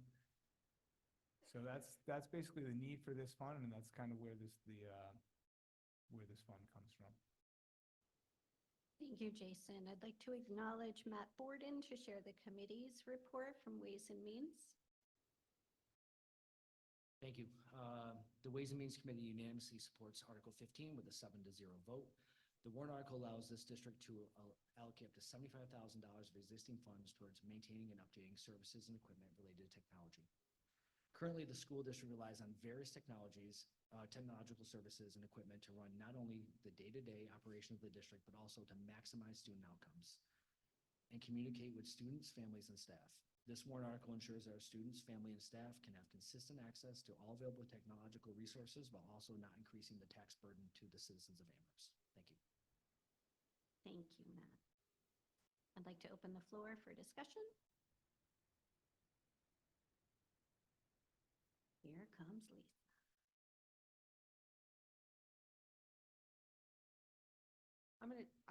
The warrant article should go on the ballot, that's great, but I think it shouldn't even be a warrant article. I'm with John. This is the cost of doing business. This should be in the budget. We don't put a article out or a reserve fund for books. We don't do it for any of the other materials that we need. Technology is integral to the classroom as paper and pencils and scissors and glue sticks. And my feeling is technology costs should be included as part of the operating budget because that's just the cost of doing business. And I fully understand all of the reasons that go into formulating a budget. I mean, it should be on the ballot, let the people decide, but in my opinion, I'm with him. This should just be in the budget. Thank you, Lisa. Anyone else to discuss? Yep, go ahead, Tim. $138,000 at least on the technology line item in our proposed budget. As an increase, Tim. As a plus. So there is, we have, just like we budget for maintenance, just like we budget for, it's all in there. What the trust fund allows you to do, as we've been talking about, is to level this problem up for when something like the Chromebook upgrade comes along, or new networks, switches die and servers die. You don't have to come to the voter and say, I need a new server, and put that on the warrant as an item, because in New Hampshire, no means no.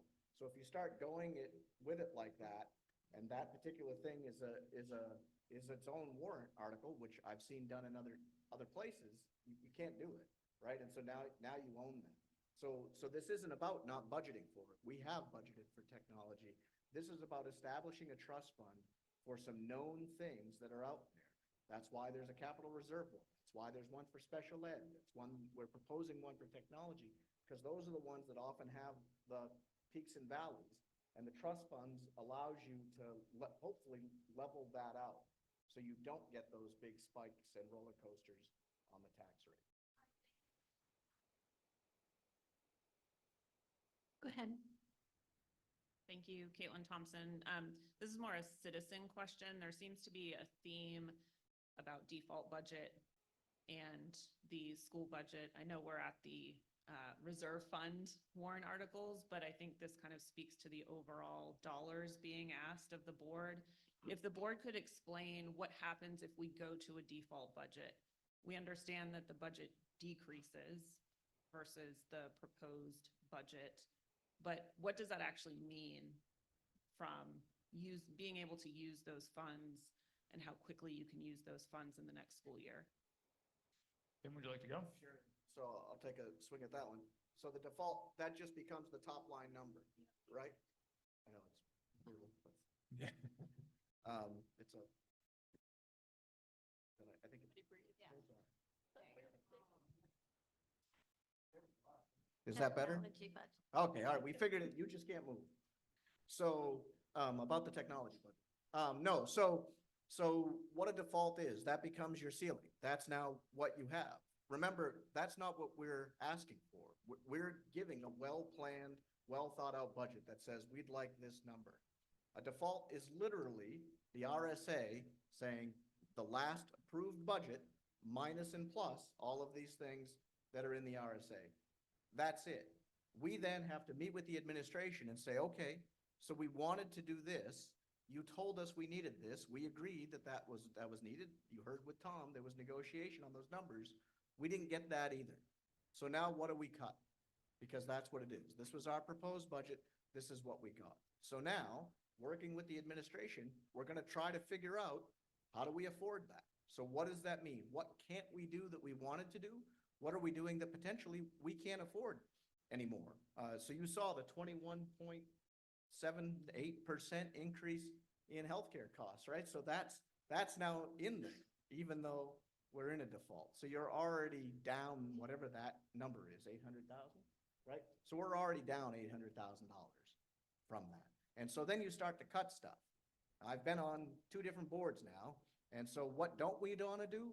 We don't want to hurt the kids, right? So you still want to make it so your kids have all of those great Amherst experiences that they get to do. And so you'll see some great social media posts and some great newsletters, and kudos to all of our administrators that still make sure those kids get the best thing they can. But there's stuff missing. There's opportunity costs that doesn't get done. There's maintenance that gets deferred. There's bus routes that don't get added, and kids show up at 8:40 every day instead of 8:30, right? It's those little things. Now we gloss over that, and we should, because we still talk about a great program that we run here. But the reality is things will not get done. Things won't be provided. Some services may not happen. That's what happens when you get to a default. And as I said repeatedly, we don't start with a default and build. We didn't even start with last year's budget and build. This was zero base. This is what does it cost? And there are certain fixed costs to providing education. That's based on the number of teachers, that's based on transportation, right? I forget what the number is here, but essentially you're spending $1 million just to get kids to the building, right? So that's $1 million. Bang, it's right out the gate. Well, I don't think it's quite that much for us, but. It'll just be the increase in the bus. So, but we have contractual increases of the bus company that can't be included in the default. Point of order. Sorry. Are we discussing Article 15 or did we go back to Article 13? Thanks. Can we get on with Article 15, Sorry. please? Sure, sorry. I was answering the question. Sorry, I can connect the dots as Sorry, to why. just a minute, Caitlin. Sir, do you have a name so we can record? Mark Bender. Thank you, Mark. Go ahead, Caitlin. So I was asking that question because just trying to maybe explain why the board, and I don't want to speak to the board, but if this is the reason why you're asking for some of these funds to be set aside specifically from the unassigned fund balance so that you don't, so that you can basically plan for these needs from a technology and a vehicle and a capital perspective in the instance that you go to a default budget. I don't know if there's anything to speak to that. That's part of the planning, but it's That's also, why I asked the question. it's also just Thank so you, that we're not adding $1 million in a roof deposit on 1 year and then the next year it gets taken off. So it's to make the budget a little more stable, a little more consistent, where you can piecemeal your $1 million over the course of 3 or 4 years to have less of an impact at one time. Thank you, Tom. I'm going to ask the body, because this is your meeting. I'm just running it. Is there any more discussion on this topic? Okay, thank you. So let me go to my correct slide here. Seeing no further discussion, warrant Article 15 will be placed on the ballot as worded and thus declared. I ask the body for a motion to restrict reconsideration on warrant Article 15. Tom Grella, and a second from Brian Coogan. Everybody with a yellow card in support? And against? Thank you. All right. Article 16, Vehicle Expendable Trust Fund. Shall the Amherst School District establish a Vehicle Expendable Trust Fund per RSA 198:20-C for the purpose of purchasing new vehicles, replacing existing vehicles, and for vehicle repairs, and to raise and appropriate the sum of up to $30,000 to be placed in this fund. Further, to name the Amherst School Board as agents to expend from said fund. This sum to come from the June 30th, 2024 unassigned fund balance, or surplus, available for transfer on July 1st, 2024. No amount to be raised for new taxation, majority vote required. Recommended by the Amherst School Board, 5-0. Ways and Means, 7-0. I'm going to ask the body to move this article. Can I get a motion? Brian Coogan, and a second, Victoria Parisi. And I'm going to recognize Jason White to speak to it.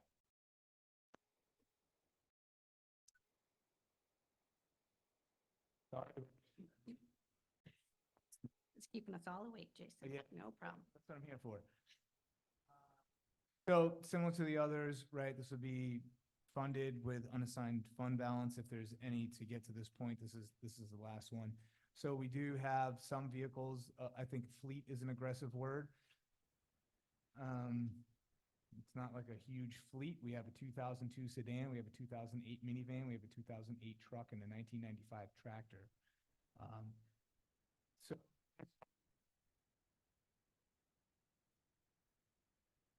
Well, again. All right, we're good. All right.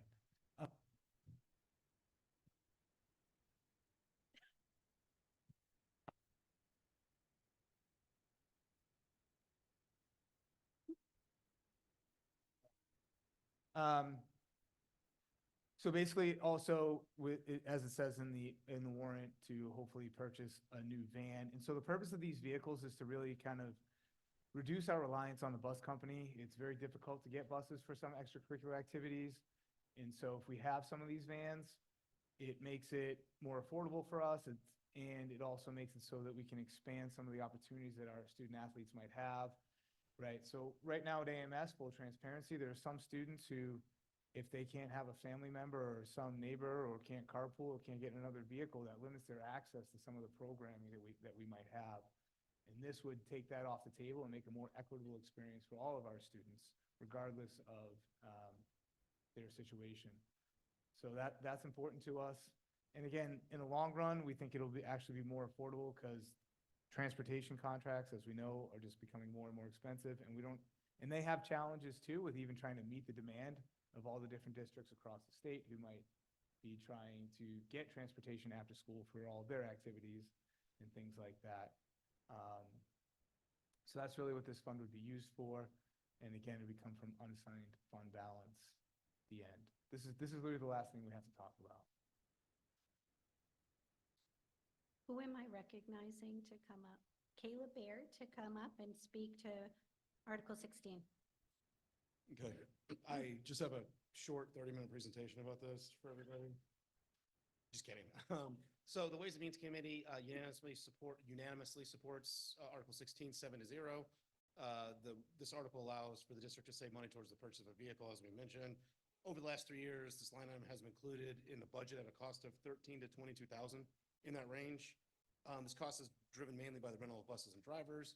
Owning vehicles would increase this cost in the future. The Sauhegan School District previously purchased vehicles for the high school and realized a $9,000 savings in the first year after purchase.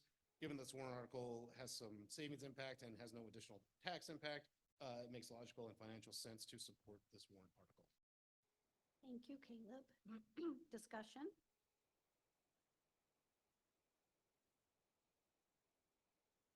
Going once, going twice? Seeing no discussion. This warrant Article 16 will be placed on the ballot as currently worded and thus declared. I ask the body for a motion to restrict reconsideration. George Bauer, and a second from Steve Coughlin. If you are in support, yellow flags, yellow flags. Not support, great. Guess what? The next steps. March 12th, 2024, district voting, location, Sauhegan High School Gymnasium, time 6 a.m. to 8 p.m. We are now adjourned. Thank you. Thank you, everybody, for coming. Thank you to Ways and Means as well.